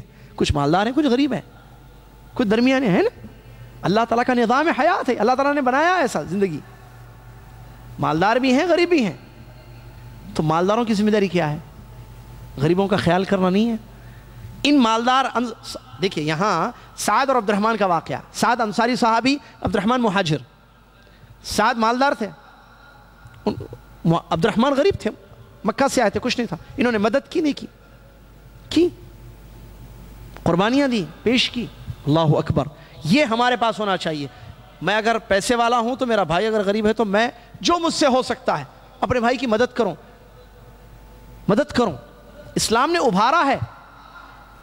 زکوٰۃ فرض ہے نا اسلام میں. زکوٰۃ کیوں فرض کی گئی؟ زکوٰۃ میں کیا ہوتا ہے؟ مالدار، شارٹ کٹ، مالدار اپنا مال اللہ رب العالمین کے حکم پر عمل کرتے ہوئے خرچ کرتے ہیں. کن کو دیتے ہیں؟ کافر کو زکوٰۃ کا مال دیا جائے گا؟ ہاں، اس نہیں دیا جائے گا. دیا جائے گا. زکوٰۃ کے مسائل پڑھیں ہم، آن لائن کورس کرو، معلوم ہوگا انشاءاللہ. اس کافر کو دیا جا سکتا ہے جس سے اسلام کی امید ہو. دیں گے تو اسلام قبول کرے گا. ورنہ ان جنرل کس کا حق ہے؟ وہ مسلمانوں کا ہے. مسلمانوں میں کس کا ہے؟ انما الصدقات للفقراء والمساکین. فقیر اور مسکین جو مسلمان ہیں ان کو دو.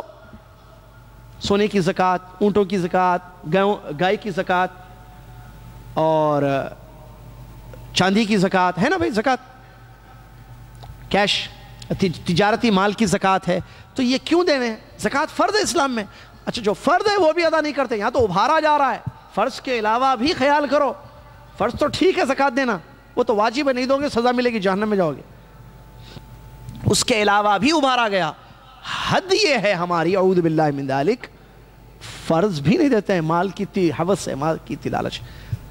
کتنی عورتوں کے پاس، مسلمانوں کے پاس 7.5 تولے سے زیادہ سونا ہے گھروں میں رکھا ہوا. بتائیے آپ، کیا وہ عورتیں زکوٰۃ نکال رہی ہیں؟ کتنی عورتیں ہیں اوپر بیٹھی ہوئی ہیں، چیک کرو آج ہی جا کے صبح، آج ہی جا کر گھروں میں سونا کتنا ہے. زکوٰۃ نکالے، کتنے سال سے نہیں نکالے؟ کاؤنٹ کیجئے بیٹھ کر شوہر کے ساتھ. ارے نہیں، وہ ہمارے شوہر کی جاب نہیں تھی، وہ تھا میرے پاس جو ہے 15 تولے سونا تھے، لیکن ہمارے لاسٹ منتھ جو ہے، بلکہ لاسٹ ایئر ہمارے شوہر بیکار تھے. شوہر بیکار تھے تو اس سے آپ کی زکوٰۃ کا مسئلہ کہاں سے آ گیا بھائی؟ سمجھ رہے ہیں؟ یہ الٹا ہی سسٹم. میں نے کہا نا، دین کو سمجھنا. اللہ تعالیٰ جس بندے سے خیر کا ارادہ کر لے اس کو دین کی سمجھ عطا کرتا ہے. ہمارا حال یہ ہے، ہم نے یہ سمجھا ہے کہ بیوی کے پاس 50 تولے سونا ہو اور شوہر کو جاب نہیں ملی ہے تو نہیں نکالنا زکوٰۃ. یا شوہر قرضہ لے لیے لوگوں سے گھر میں خوب بھرنے کے لیے، ہے نا.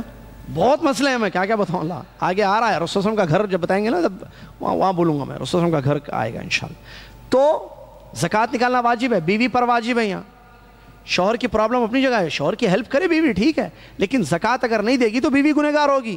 جاب نہیں ہے بیوی نے، جیسے نماز نہیں پڑھے گی بیوی تو بیوی گنہگار ہوگی. شوہر نہیں پڑھے گا نماز، شوہر گنہگار ہوگا. دونوں پر بھی فرض ہے.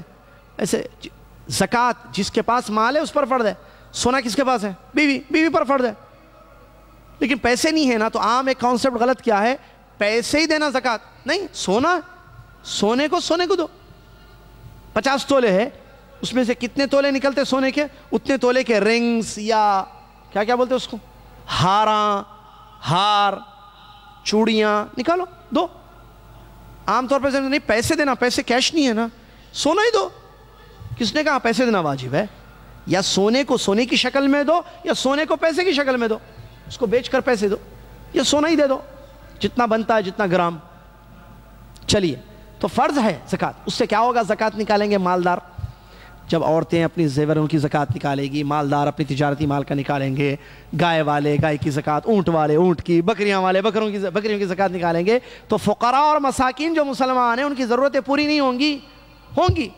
اس کے علاوہ صدقات پر بھی اسلام نے ابھارا ہے، جیسے یہاں دیکھیے اگر ضرورت مند ہے آپ کا بھائی تو وہاں صدقہ واجب ہو جاتا ہے، اہل علم نے کہا، کیونکہ وہ مسلمان ہے، ضرورت مند ہے، دو اس کو۔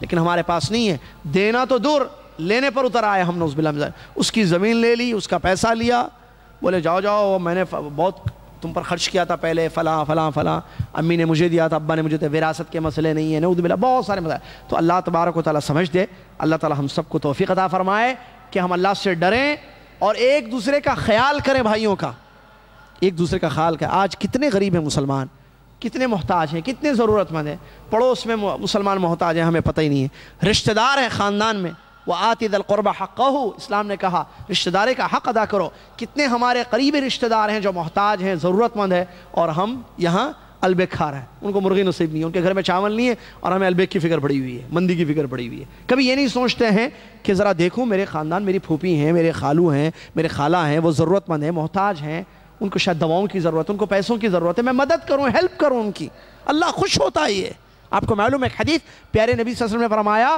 سب سے اچھا بندہ اللہ تعالیٰ کے، سب سے محبوب بندہ، احب الناس الی اللہ انفعهم لعباد اللہ، سب سے اللہ تعالیٰ کس بندے سے زیادہ محبت کرتا ہے؟ جو سب سے زیادہ بندوں کے کام میں آتا ہے۔ اپنے بھائیوں کے کام میں آئیں آپ تو اللہ تبارک و تعالیٰ سب سے زیادہ محبت کرتا ہے۔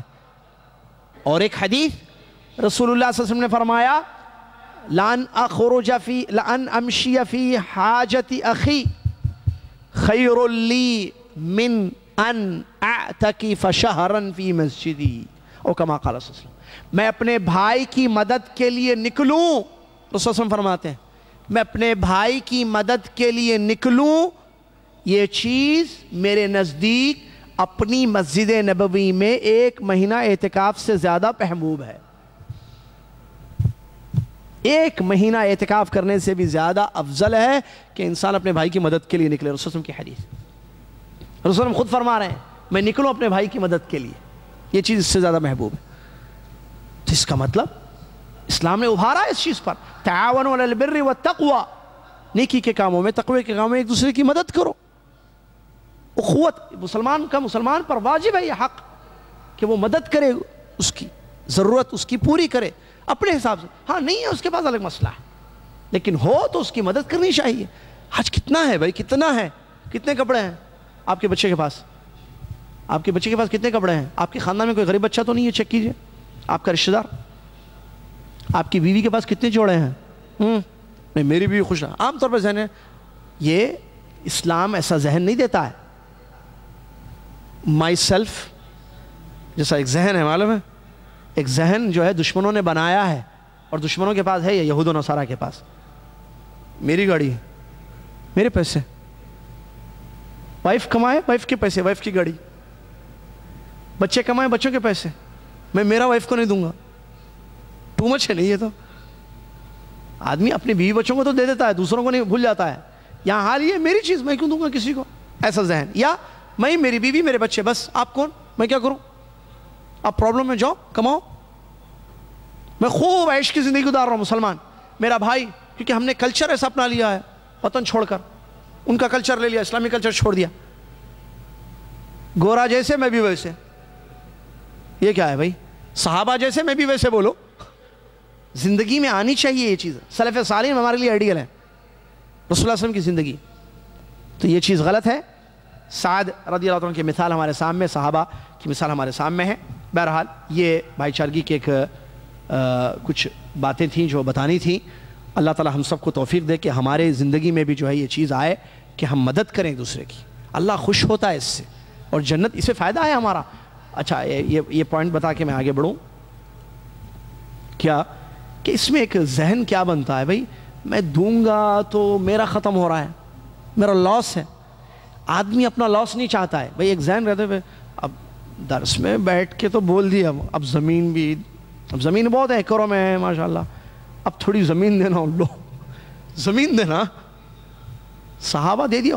اب اچھا کیا, ارے وہ اللہ والے لوگ تھے بھائی اس زمانے کے, رسول اللہ صلی اللہ علیہ وسلم کی تربیت میں تھے وہ لوگ, ہمارا نہیں ہے بھائی ویسا ایمان. گئے. اب کیسے بچانا؟ شیطان یہ بخل, قرآن میں یہ ہے کہ شیطان بخل کی تعلیم دیتا ہے. بخل معلوم؟ کنجوسی, بخیلی. مومن بخیل ہوتا ہے؟ مومن بخیل نہیں ہوتا ہے, مومن سخی ہوتا ہے. کافر کی علامت ہے یہ بخل, کنجوسی. ایمان والے کنجوس نہیں ہوتے ہیں, بخیل نہیں ہوتے ہیں, خرچ کرتے ہیں, کھلاتے ہیں, خرچ کرتے ہیں اللہ کے راستے میں. تو ذہن کیا ہے کہ اب وہ لوگ ایمان والے تھے, ان کا ایمان, ہم صحابہ کے جیسا بن سکتے ہیں, ہم لوگ نہیں بن سکتے. ٹھیک, ہم ایسے رہیں گے. غلط. وہ لوگ ہمارے لیے آئیڈیل ہیں, ہم ان کے طریقے پہ زندگی گزاریں, ان کا طرز حیات اپنائیں. ان لوگوں نے یہ کام کیا, اللہ ان سے خوش ہوا. رضی اللہ عنہم ورضوا عنہ, اللہ خوش ہوا. لیکن کس سے؟ صرف انہی سے, صحابہ سے. آیت کیا ہے جس کے آخر میں رضی اللہ عنہم ہے؟ اس آیت میں آپ اپنے آپ کو شامل کر سکتے ہیں, پکی بات, 100%. اللہ نے اس آیت میں 3 لوگوں کا ذکر کیا ہے, مہاجرین, انصار, والذین اتبعوہم بإحسان رضی اللہ عنہم. آگے ہے والسابقون, یہاں سے آیت شروع ہے. والسابقون الاولون من المہاجرین, یہاں کون مراد ہے؟ مکہ کے مہاجر, یہ ہم تو نہیں ہیں. والانصار, مدینہ کے. والذین اتبعوہم بإحسان, اور جن لوگوں نے اچھے طریقے سے ان کی پیروی کی, ان کو فالو کیا. رضی اللہ عنہم, اللہ ان سب سے راضی ہو گیا. سمجھ رہے ہیں نہیں پوائنٹ؟ اگر ہم اللہ کی رضا چاہتے ہیں تو والذین اتبعوہم بإحسان میں شامل ہو سکتے ہیں. قیامت تک کوئی بھی مسلمان مہاجر اور صحابہ, مہاجرین اور انصار کی اچھے طریقے سے پیروی کرے, ان کے عقیدے کو اپنائے, ان کے منہج کو اپنائے, ان کے اخلاق کو اپنائے, ان کی خدمات کو دیکھے, ان کی دینداری کو دیکھے, ویسی اپنی زندگی بھی بنا لے. تو رضی اللہ عنہم اجمعین, رضی اللہ عنہم ورضوا عنہ وعد لہم جنات, پوری آیت ہے. بعض لوگ کہتے ہیں نہیں مہاجر اور انصار ہے صرف, نہیں. والذین اتبعوہم, اللہ کہہ رہا ہے جو ان کی اتباع کیے, ہم اتباع کریں ان کی. ان لوگوں نے قربانیاں دی اپنے بھائیوں کے لیے, میں بھی اپنے بھائی بہنوں کے لیے قربانیاں دوں گا. اور دوسری بات, یہ دینا نہیں ہے, لینا ہے. یہ اللہ بہت ملے گا, بہت ایسی چیز ملے گی جس کی سخت ضرورت ہے. ارے وہ کیا ہے؟ کیونکہ عام طور پر ذہن کیا ہے, کانسیپٹ, میں دوں گا ملے گا کیا. جسے عام ذہن ہے, بھائی ایک زبردست کاروبار ہے, آپ 100 ریال ڈالیے, آپ کو 200 ریال کنفرم مہینہ. اچھا 100 ڈالوں گا تو 200 ملیں گے, ارے یہ تو زبردست کاروبار ہے. اور وہ ایک چین بزنس چلا تھا, پتہ نہیں ختم ہو گیا, چل رہا ہے اب بھی. وہ جائز نہیں ہے ویسے. ایک چین, کسی نے, مجھے یاد ہے بامبے گیا تھا میں, وہ بیک اللہ میں ایک صاحب نے بتایا تھا, زبردست بزنس بتاؤں گا یاسر صاحب آپ کو, آئیے بیٹھیے. یہ آپ بنائیں گے, آپ بنائیں گے. ارے یہ کیا ہے بھائی, کون سا بزنس ہے یہ تو نیا بزنس. وہ آج سے کچھ 8 سال پہلے کا واقعہ ہے. انہوں نے کہا کہ آپ بس بنائیے, آپ آٹومیٹکلی آپ کے اکاؤنٹ میں بڑھتے آتے جائیں گے. آپ کسی اور کو بنائیے, 2 1 + 1 2, تو دونوں کا پروفٹ آپ کو آئے گا. آپ وہ کسی اور کو بنائیں گے, وہ پھر کسی اور کو بنائیں گے. سمجھ رہے ہیں, وہ چین بزنس بولتے ہیں اس کو شاید. یہ چلا. تو آدمی کا ذہن کیا ہے, میں دیتا ہوں ملتا کیا. اب عام طور پہ یہ کسی جگہ کی ویلیو ہو گئی. انڈیا میں حیدرآباد کی مشہور مثال ہے, ایئرپورٹ جانا. شمس آباد کی مشہور مثال ہے, سب کچھ سونا نکالے, ارے زکات نہیں, سونا نکالے, زمین, ایئرپورٹ بن رہا کہتے انٹرنیشنل. بن گیا وہ الحمدللہ, لیکن بتا رہا ہوں جب بننے سے پہلے جو واقعات ہوئے, عجیب واقعہ. دیکھیے ایمان کہاں ہے سمجھ میں نہیں آتا. ارے ایئرپورٹ بن رہا, زمین لو بھائی, زمین لو, لاکھوں کروڑوں تھیلیوں میں لوگ پیسے لے کر جا رہے ہیں. زمین کی ویلیو بڑھ گئی ہے وہاں کی. ایئرپورٹ پہ شمس آباد میں زمین لو, آپ ایک ہی کام کرو, جو کچھ ہے دے دو. دوسری جگہ زمین تھی, اس کو بیچ کے شمس آباد میں لیا. سونا نکالو, پورا بیوی کو بولا, ارے زمین لیں گے بھائی, زمین, سونا زمین. آج کی جو قیمت ہے 1 سال کے بعد ڈبل ٹبل قیمت ملے گی اس کی. اچھا عورتیں سب سے زیادہ سونا نکالے گئے تھے, سنا میں, عورتوں کو رہتا نا. تو ایک انسانی فطرت کیا ہے, میں دوں گی, میں دوں گا, مجھے ملے گا کیا, بدلے میں کیا ملے گا, ہے نا. اللہ تعالیٰ انسان کا خالق ہے. اللہ تبارک و تعالیٰ نے قرآن میں فرمایا, من جاء بالحسنۃ فلہ 10 امثالہا. عشر امثالیہ، جو ایک نیکی کرے گا 10 نیکیوں کا بدلہ دوں گا۔ اللہ اکبر۔ یہ جو دنیا میں ہم زمین نکالے یا پیسہ خرچ کیے تو ہم نے یہ کہا کہ ہمیں جو ہے اس کے بدلے ملے، کسی کو ملا، کسی کو کوئی ڈوب گئے، ایسے بھی واقعات ہوئے۔ بعض لوگوں نے جو ہے حیدرآباد کی مثال، وہ پتہ نہیں کیا تھا، یاد نہیں آ رہا، وہ اس میں بہت سارے لوگوں نے پیسے ڈالے، بہت سارے ڈوب گئے، بھاگ گئے، کھا لیے پیسے لوگ، ایسے ہوتا ہے۔ تو انسان وہ چاہتا ہے، کیا بولتے اس کو؟ ریٹرن چاہیے۔ ریٹرن کیا ہے یہاں ریٹرن؟ آپ کرو مدد اپنے بھائی کی، اللہ آپ کی مدد کرے گا۔ اللہ اکبر۔ جی ہاں، یہ ہے ریٹرن۔ اصول بناؤ زندگی کا، اللہ کی مدد چاہیے، سب کو چاہیے۔ واللہ فی عون العبد ما کان العبد فی عون اخی۔ جب تک بندہ، جب تک ہم اپنے بھائی کی مدد میں رہیں گے، اللہ ہماری مدد میں رہے گا۔ کیسا ریٹرن ہے؟ آخری ہے، زبردست ریٹرن ہے۔ اللہ کی مدد، سبحان اللہ، کتنی بڑی مدد۔ اللہ کی مدد کے ہم سب محتاج ہیں۔ اور ایک نیکی کرو 10 نیکیوں کا بدلہ۔ اچھا نیکیاں کیا؟ یہ نیکیاں، یہ تو پیسے کہاں ہیں؟ ہاتھ میں نظر ہی نہیں آتی نیکی، جیب میں نیکی نظر کہاں ہے؟ جب اکاؤنٹ میں کھولتا ہوں اپنا، کتنے ہیں اس میں نیکیاں نہیں دکھتی ہیں۔ کون سا ذہن ایسا ہے؟ پیسے دکھتے ہیں ایسے۔ او ماشاءاللہ، یہ دیکھیں آپ کتنے دیے تھے؟ آپ 1000 ریال دیے تھے، یہ 2000 ریال لیجیے۔ اور یہ 2000؟ جی۔ آپ زمین کتنے میں لیے تھے؟ 5 لاکھ میں۔ کتنے میں بیکی؟ 20 لاکھ میں۔ میں کیا بولا تھا؟ ارے ہو 15 لاکھ زیادہ ہے ریٹرن۔ تو یقین ہے سامنے والے پہ، پیدا کرنے والے پہ یقین نہیں ہے، وہ ریٹرن دے گا، اور ایسا ریٹرن دے گا جس کی سب سے زیادہ ضرورت ہے۔ میں نے کہا نیکیاں انسان کو جنت میں لے جاتی ہیں اللہ کی رحمت کے بعد۔ قرآن میں ایک طے شدہ بات ہے، جس کی نیکیاں زیادہ ہوں گی وہ جنت میں جائے گا۔ اور قرآن میں طے شدہ ایک بات ہے، پکی بات، والوزن یومئذ الحق، قیامت کے دن اللہ تعالیٰ نیکیاں تولے گا، ترازو نصب کیا جائے گا، ایک پلڑے میں نیکیاں، ایک پلڑے میں گناہ۔ نیکیاں زیادہ ہو جائیں، فمن ثقلت موازینہ فہو فی، یہ ثقل ہو جائے، ہیوی ہو جائے گا نیکیوں کا پلڑا، جنت، جنت۔ اور 2 پلڑے، حدیث میں ہے یہ بات، ترازو کے 2 پلڑے، ٹھیک ہے نا؟ تو نیکی آپ کو کہاں لے جا رہی ہے؟ ہو سکتا ہے وہ 1 ریال کی جو مدد آپ نے اپنی کسی بھائی کی کر دی، وہ 1 ریال نیکی ہے یا نیکی نہیں ہے؟ ہے، 1 ریال نیکی ہے۔ اس کے لیے میں ایک واقعہ سناؤں گا۔ عائشہ رضی اللہ تعالیٰ عنہ کے پاس ایک انگور کا دانہ تھا۔ کیا تھا؟ ایک انگور کا پیس، دانہ۔ انہوں نے کسی کو اللہ کے راستے میں دیا۔ دیکھنے والوں نے کہا کہ یہ کیا دے رہے ہیں، یہ بھی کوئی چیز ہے؟ ایک انگور کا دانہ، ایک انگور۔ تو انہوں نے کہا، آیت پڑھی، دیکھیے علم تھا نا، فقیہہ تھیں، عالمہ تھیں۔ انہوں نے کہا اللہ تعالیٰ نے قرآن میں فرمایا ہے فَمَن يَعْمَلْ مِثْقَالَ ذَرَّةٍ خَيْرًا يَرَهُ وَمَن يَعْمَلْ مِثْقَالَ ذَرَّةٍ شَرًّا يَرَهُ۔ جو ذرے کے برابر خیر کا کام کرے گا وہ قیامت کے دن پائے گا اس کو، جو ذرے کے برابر برائی کا کام کرے گا قیامت کے دن اس کو دیکھے گا۔ اس میں کتنے ذرے ہیں؟ عائشہ رضی اللہ عنہ نے کہا، ذرہ معلوم ہے کیا بولتے اس کو؟ مائکروسکوپ نہیں، کیا؟ ارے وہ نہیں، وہ جس سے دیکھتے ہیں وہ پوچھ رہا ہوں میں، وہ تو معلوم ہے۔ کیا؟ ٹیلیسکوپ، ٹیلیسکوپ کہتے، وہ نظر نہیں آتا ذرہ۔ تو کتنے ذرے ہیں ایک انگور میں؟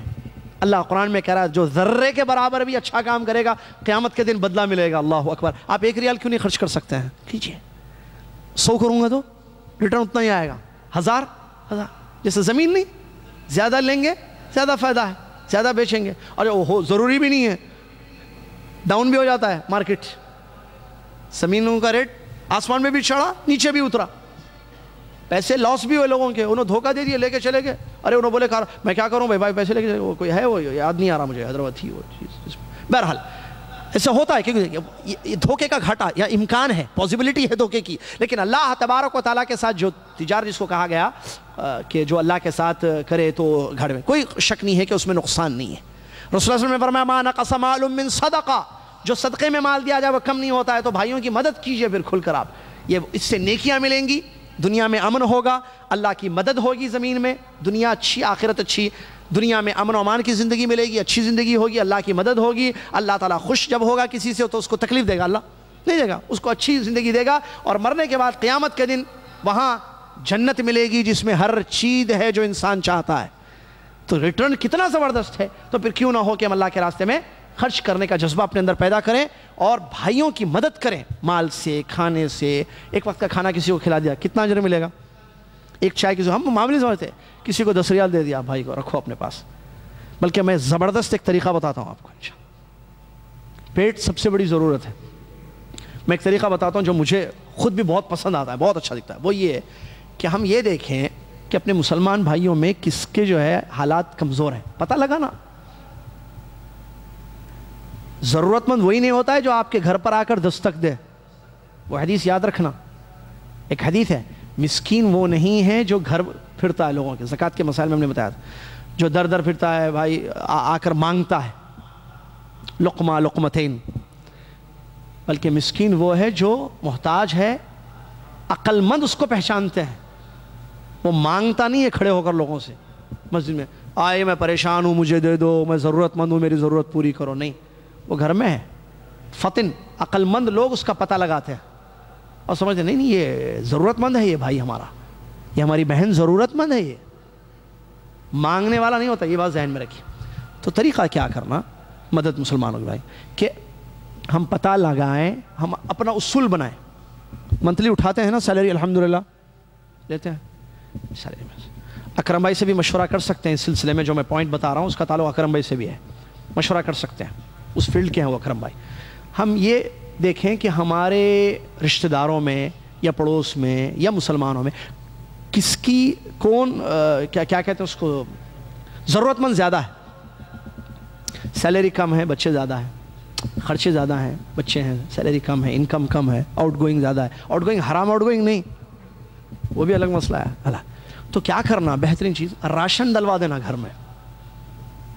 اکرم بھائی سے کیوں گیا اکرم بھائی مجھ سے بھائی ایک بوری چاول، گیہوں اگر ہے، آٹا یا آٹا چلیے وہاں یاسمین چکی نے وہاں چلے جائیں، وہاں پوچھ لیں کہ آٹا کتنے ایسا لگانا، دال، تیل، نمک، مرچی، شکر، مرچی تو نہیں سمجھیے، یا یہ مسالے وغیرہ، یا بیسک چند چیزیں اپنی ضرورت کے حساب سے، چاول تو کھاتے ہیں نا ہم تو گھروں میں، آٹا اگر گیہوں وغیرہ یوز کرنے والے لوگ ہیں یا ویسے آٹا ٹھیک ہے، تیل، شکر، نمک، یہ تو بیسک چیزیں ہیں نا، گھر میں ڈلوا دیں، ہر مہینہ ایک عادت بنائیں۔ کتنا آئے گا اکرم بھائی سے پوچھ لیں آپ کتنے ریال ہوں گے، ریالوں میں اگر بات کریں یہاں بیٹھے ہوئے یا اپنے ملکوں میں کوئی جو وہاں سن رہے ہیں ہماری بات، روپیوں میں کتنے روپے کا کتنے آئے گا، اس میں آپ کر سکتے ہیں، کر سکتے کیجیے، ایک مہینہ ایک گھر کھانا کھائے گا، اللہ اکبر کتنا اجر آپ کو ملے گا، وہ جو دل سے دعا نکلے گی آپ کے لیے، اللہ خوش رکھے اس کو، اللہ کتنا خوش ہوگا سوچیے آپ اپنے بھائی کی مدد کر رہے ہیں، ایک غریب پریشان ہے کیونکہ کھانے کے لیے انسان جو ہے قرض لیتا ہے، کھانے کے لیے انسان قتل بھی کرتا ہے، پیٹ معلوم ہے نا، پیٹ کے لیے کیا کرتا ہے انسان، تو ضرورت پوری کرنا ہے، اسے ایک سسٹم بنانا ہے، اسے اپن میں دوں گا ہر مہینہ، میرے خیال سے 400 ریال ہوں گے نا اندازہ، 500 ریال ہوں گے منتھلی، اگر میں منتھلی 500 ریال نکالوں، اور میں پر 500 زیادہ ہی بولوں، ہو سکتا ہے انڈیا پاکستان میں اگر ہم یہ چیز سوچیں تو وہاں روپے میں کم پڑے، اور یہ ایک آدمی جو 5000 7000 ریال کما رہا ہے اس کے لیے کیا چیز ہے 500 ریال مہینہ نکالنا، لیکن اب اپنے گھر والوں کے لیے بنے گا، لیکن یہ ریٹرن ہے، یہ یاد رکھیے، گھر والوں کو کھلائیے پلائیے، اس میں کوئی شک نہیں ہے، لیکن ہم دیکھیے ہم صوفے کے لیے کتنے پیسے ڈال دیتے ہیں، ایک موبائل لینا ہے ہمارے بچے کو، 2500 ریال کا موبائل خرید کے لا کے دیتے نہیں دیتے، بولیے آپ، جبکہ موبائل 500 ریال کا بھی آتا ہے، 2500 کا ریال کیوں، بچہ ہے میری خواہش، اس 2500 ریال میں سے جو آپ اپنے بیٹے کے لیے 2500 کے دے، دوسروں کے بچوں کے لیے تھوڑے پیسے نہیں خرچ کر سکتے ہیں آپ، اس کا ریٹرن اللہ کے پاس زبردست آئے گا، اللہ کی مدد ہوگی، اللہ کی رضا ہے، اللہ خوش ہوگا، اللہ جنت میں داخل کرے گا، اللہ نیکیاں ہی نیکیاں دے گا آپ کو، تو یہ ایک اچھا طریقہ ہے۔ اس کے علاوہ اور بھی بہت سارے طریقے ہیں، دوائیں، بیمار اور بھی طریقے یہ ہے کہ پتہ لگائیں بیمار کون ہے، بھائی آپ کی بیماری کا پورا خرچہ ہم اٹھائیں گے انشاءاللہ، آپ پریشان نہیں، کیونکہ دوا وہ بھی ایک ضرورت ہے، پیٹ، بیماری، تعلیم، اسکول، بچہ آپ کا پڑھائیے، ہم پورا دیں گے، مدرسے میں ڈالیے، دینی تعلیم دیجیے، ہم پورا خرچہ اٹھائیں گے بچے کا۔ یہ کتنی اچھی چیزیں ہیں، نہیں؟ وہ پڑھے گا، سیکھے گا، توحید کا علم جائے گا، علم حاصل کرے گا۔ ایسے بہت سارے راستے ہیں جہاں جو ہے انسان خیر کا کام کر سکتا ہے۔ اللہ تعالیٰ بس ہم کو توفیق عطا فرمائے۔ یہ چند باتیں تھیں جو ہم نے بتائی، اس کے بعد جو بہرحال اور تھی باتیں، یہ کیونکہ اہم باتیں تھیں اس لیے ہم نے بتا دی یہاں پر۔ اس کے بعد جیسے اچھا ایک حدیث میں لکھا تھا وہ بتانا بھول گیا، مشہور حدیث پیارے نبی صلی اللہ علیہ وسلم کی متفق علیہ روایت، لا یؤمن احدکم حتی یحب لاخیہ ما یحب لنفسہ، تم میں سے کسی کا ایمان اس وقت تک مکمل نہیں ہوگا جب تک وہ اپنے بھائیوں اور بہنوں کے لیے وہ پسند کرے جو خود اپنے لیے پسند کرتا ہے۔ بہت بڑی حدیث ہے یہ حدیث اس پوائنٹ میں دیکھیں، صحابہ نے اپنے لیے جو پسند کی دوسروں کے لیے پسند کی۔ وہ واقعہ آخری کا تھوڑا سا حصہ باقی رہ گیا اس کا۔ سعد رضی اللہ تعالیٰ نے جب عبد الرحمن رضی اللہ تعالیٰ کو یہ بات کہی تو انہوں نے کیا کہا؟ انہوں نے کیا کہا؟ ٹھیک ہے بیوی کو طلاق دے دو، انہوں نے کہا مجھے بازار کا راستہ بتا دے، میں محنت کروں گا۔ دیکھیے تو انہوں نے کہا کہ مجھے بازار کا راستہ آپ دکھا دیں، وہ نہیں مانے تو بنو قینقاع جو بازار تھا وہاں وہ لے گئے، ان کو کہا یہ بازار ہے۔ وہ گئے بازار میں، جا کر انہوں نے کمانا، محنت کرنا شروع کیا، اور بعد میں ایک انصاری عورت سے انہوں نے شادی کر لی، ایک انصاری عورت سے انہوں نے شادی کر لی اور اپنا گزر بسر ان کا ہونے لگا۔ تو یہاں بھی ایک پوائنٹ ہمیں ملتا ہے کہ یہ نہیں کہ دو خالی، ایسا نہیں ہونا چاہیے، آپ بھی دو آپ بھی دو۔ بعض لوگوں میں ارے ہمیں آتا رہتا ہے ماشاءاللہ، وہ بھی دیتے ہیں وہ بھی دیتے ہیں، کبھی ان کے پاس اپنی پرابلم بتا دیے، ان سے بھی لے رہے، ان کے پاس اپنی نہیں، یہ مسلمان ایمان والا ایسا نہیں کرتا ہے۔ خودداری ہونی چاہیے، وہ مدد کر رہا ہے ٹھیک ہے، وہ اجر کمانا چاہتا ہے، لیکن آپ منتظر نہ ہو، ویٹ نہ کریں اس کے ہیلپ کی، کہ وہ بلکہ اٹھیں، محنت کریں، کمائیں، جستجو کریں، جد و جہد کریں، کمائیں، تو اللہ تعالیٰ انشاءاللہ راستے مہیا کرے گا، جیسے صحابہ کے لیے یہ راستے مہیا تھے۔ اس کے بعد کچھ پوائنٹس تھے جو انشاءاللہ بہرحال بتائیں۔ قریش کے فتنے، جب ان کو پتہ چلا کہ جو ہے وہاں مدینہ میں جو ہے ایک باقاعدہ یہ چلے گئے ہیں، ہجرت ان کی ہو چکی ہے اور وہ لوگ وہاں کافی اسلام پھیل رہا ہے، تو ڈر ہے کہ مکہ تک اس کا اثر نہ ہو جائے، تو انہوں نے کچھ پلاننگز کی، کچھ چال چلی جو بہرحال انشاءاللہ بتائیں گے بعد میں۔ تو یہ ہوا، اور پھر اس کے بعد جو ہے وہیں سے لڑائیوں کا سلسلہ شروع ہوا۔ خود لڑنے کے لیے آگے بڑھ کر جو ہے مسلمان کافر کو پکڑ کر مارنا ہے ایسا نہیں ہے اسلام میں، بلکہ ان کو مجبور کیا گیا لڑنے پر، قتال پر، جہاد پر مجبور کیا گیا۔ مجبور یہ کہ لڑنے کی ضرورت ہوئی تو لڑنا پڑا اسلام کی دفاع کے لیے، لا الہ الا اللہ کی، کیونکہ وہ لا الہ الا اللہ کو مٹانے کے لیے پلاننگ کی قریش کے، ٹھیک ہے، مکہ کے لوگ مدینہ کے کافروں سے مل کر ان لوگوں نے پلاننگ کی کہ ان کو ختم کیا جائے تاکہ اسلام ختم ہو جائے، لا الہ الا اللہ نہ رہے دنیا میں، محمد رسول اللہ، محمد صلی اللہ علیہ وسلم اور ان کے ماننے والے ختم ہو جائیں، توحید اسلام ایمان ختم ہو جائے۔ تو یہ پلاننگ ان لوگوں نے کی اور تیاریاں کی اور آئے میدان میں اترے، تو صحابہ کو رسول اللہ صلی اللہ علیہ وسلم کو میدان میں اترنا پڑا۔ اور غزوہ بدر وہ بھی بتانا تھا مجھے آج، وہاں سے سلسلہ شروع ہوا۔ پہلی وہ جنگ ہوئی، اسلامی جنگ ہوئی ہے جو 17 رمضان کو ہوئی ہے سن 2 ہجری، وہ بڑی اہم جنگ ہے، اس کو بتانا ہے انشاءاللہ۔ تو وہاں سے سلسلے شروع ہوئے، بعض سریے ہوئے، بعض غزوات ہوئے۔ سریہ کس کو کہتے ہیں، غزوہ کس کو کہتے ہیں، یہ بھی بتانا ہے۔ یہ سارے پوائنٹس جو آگے انشاءاللہ آئیں گے۔ اللہ تعالیٰ جو ہے ہمیں توفیق دے، چونکہ وقت ختم ہو چکا ہے۔ اللہ تعالیٰ ہم سب کو توفیق دے کہ جو باتیں ہم نے بتائی ہیں، پڑھی ہیں بھی، اللہ تعالیٰ اس پر عمل پیرا ہونے کی ہم سب کو توفیق عطا فرمائے۔ اللہ تعالیٰ ہمارے ایمان کو قوی کرے اور اللہ تبارک و تعالیٰ ایسا عمل کرنے کی توفیق عطا فرمائے جو عمل تجھ کو پسند ہے اور جس سے تو راضی ہوتا ہے۔ اسلامی بھائی چارگی کا جذبہ ہمارے دلوں میں پیدا فرمائے، ایک دوسرے کی مدد کرنے کی توفیق ہم سب کو دے۔ اللہ تعالیٰ خرچ کرنے والا مسلمان بنائے، انفاق فی سبیل اللہ کا جذبہ ہمارے دلوں میں آئے۔ قرآن میں بے شمار آیتیں ایسی آئی ہیں جہاں انفاق فی سبیل اللہ پر ابھارا گیا ہے، اللہ کے راستے میں خرچ پر بے شمار آیتیں ہیں اور بہت سارا اجر اور بہت ساری مثالیں اللہ تعالیٰ نے قرآن میں دی۔ اللہ تعالیٰ ان سب کو سمجھتے ہوئے کثرت سے تیرے راستے میں انفاق کرنے کی ہم سب کو توفیق عطا فرمائے۔ اللہ تعالیٰ اسلامی حقوق کا پاس و لحاظ کرنے کی بھی مزید توفیق بخشے، آمین۔ بات کے مطالعے کے لیے اردو میں اور انگلش میں سیرت نبی صلی اللہ علیہ وسلم کے مطالعے کے لیے کافی کتابیں اچھی، لیکن 2 نام میں لوں گا ابھی۔ ایک جو ہے اردو میں تجلیات النبوت ایک کتاب چھپی ہے، پرانی ہے کتاب، شیخ صفی الرحمن مبارک فوری رحمہ اللہ کی معروف کتاب ہے جو سیرت پر کافی مشہور ہیں، ان کی کتابیں الرحیق المختوم کے جو مصنف ہیں، مختصر کافی کتابیں، تجلیات نبوت ان کی ایک اچھی کتاب ہے، اردو میں آپ رکھ سکتے ہیں گھر میں مطالعے کے لیے. یہ جو رکھی ہوئی دیکھیں وہاں، تجلیات نبوت. انگلش میں وین دا مون سپلٹس، یہ ایک بہت اچھی کتاب ہے. وین دا مون سپلٹس انگلش میں، انگریزی میں بہت اچھی کتاب ہے. یہ تقریباً اسی نہج پر ہے جو تجلیات نبوت ہے. تو انگلش میں جو اردو نہیں سمجھتے، انگلش سمجھتے، وین دا مون سپلٹس یہ کتاب رکھ سکتے ہیں مطالعے میں اپنے. اور اردو والے جو ہے تجلیات نبوت، اور بھی بہت ساری کتابیں ہیں سیرت پر، لیکن یہ بہتر ہے زیادہ انشاءاللہ. تو یہ رکھیں آپ گھر میں مطالعے میں. ٹھیک ہے، جزاکم اللہ خیر. کفارۃ المجلس. سبحانک اللہم و بحمدک، اشہد ان لا الہ الا انت، استغفرک و اتوب الیک.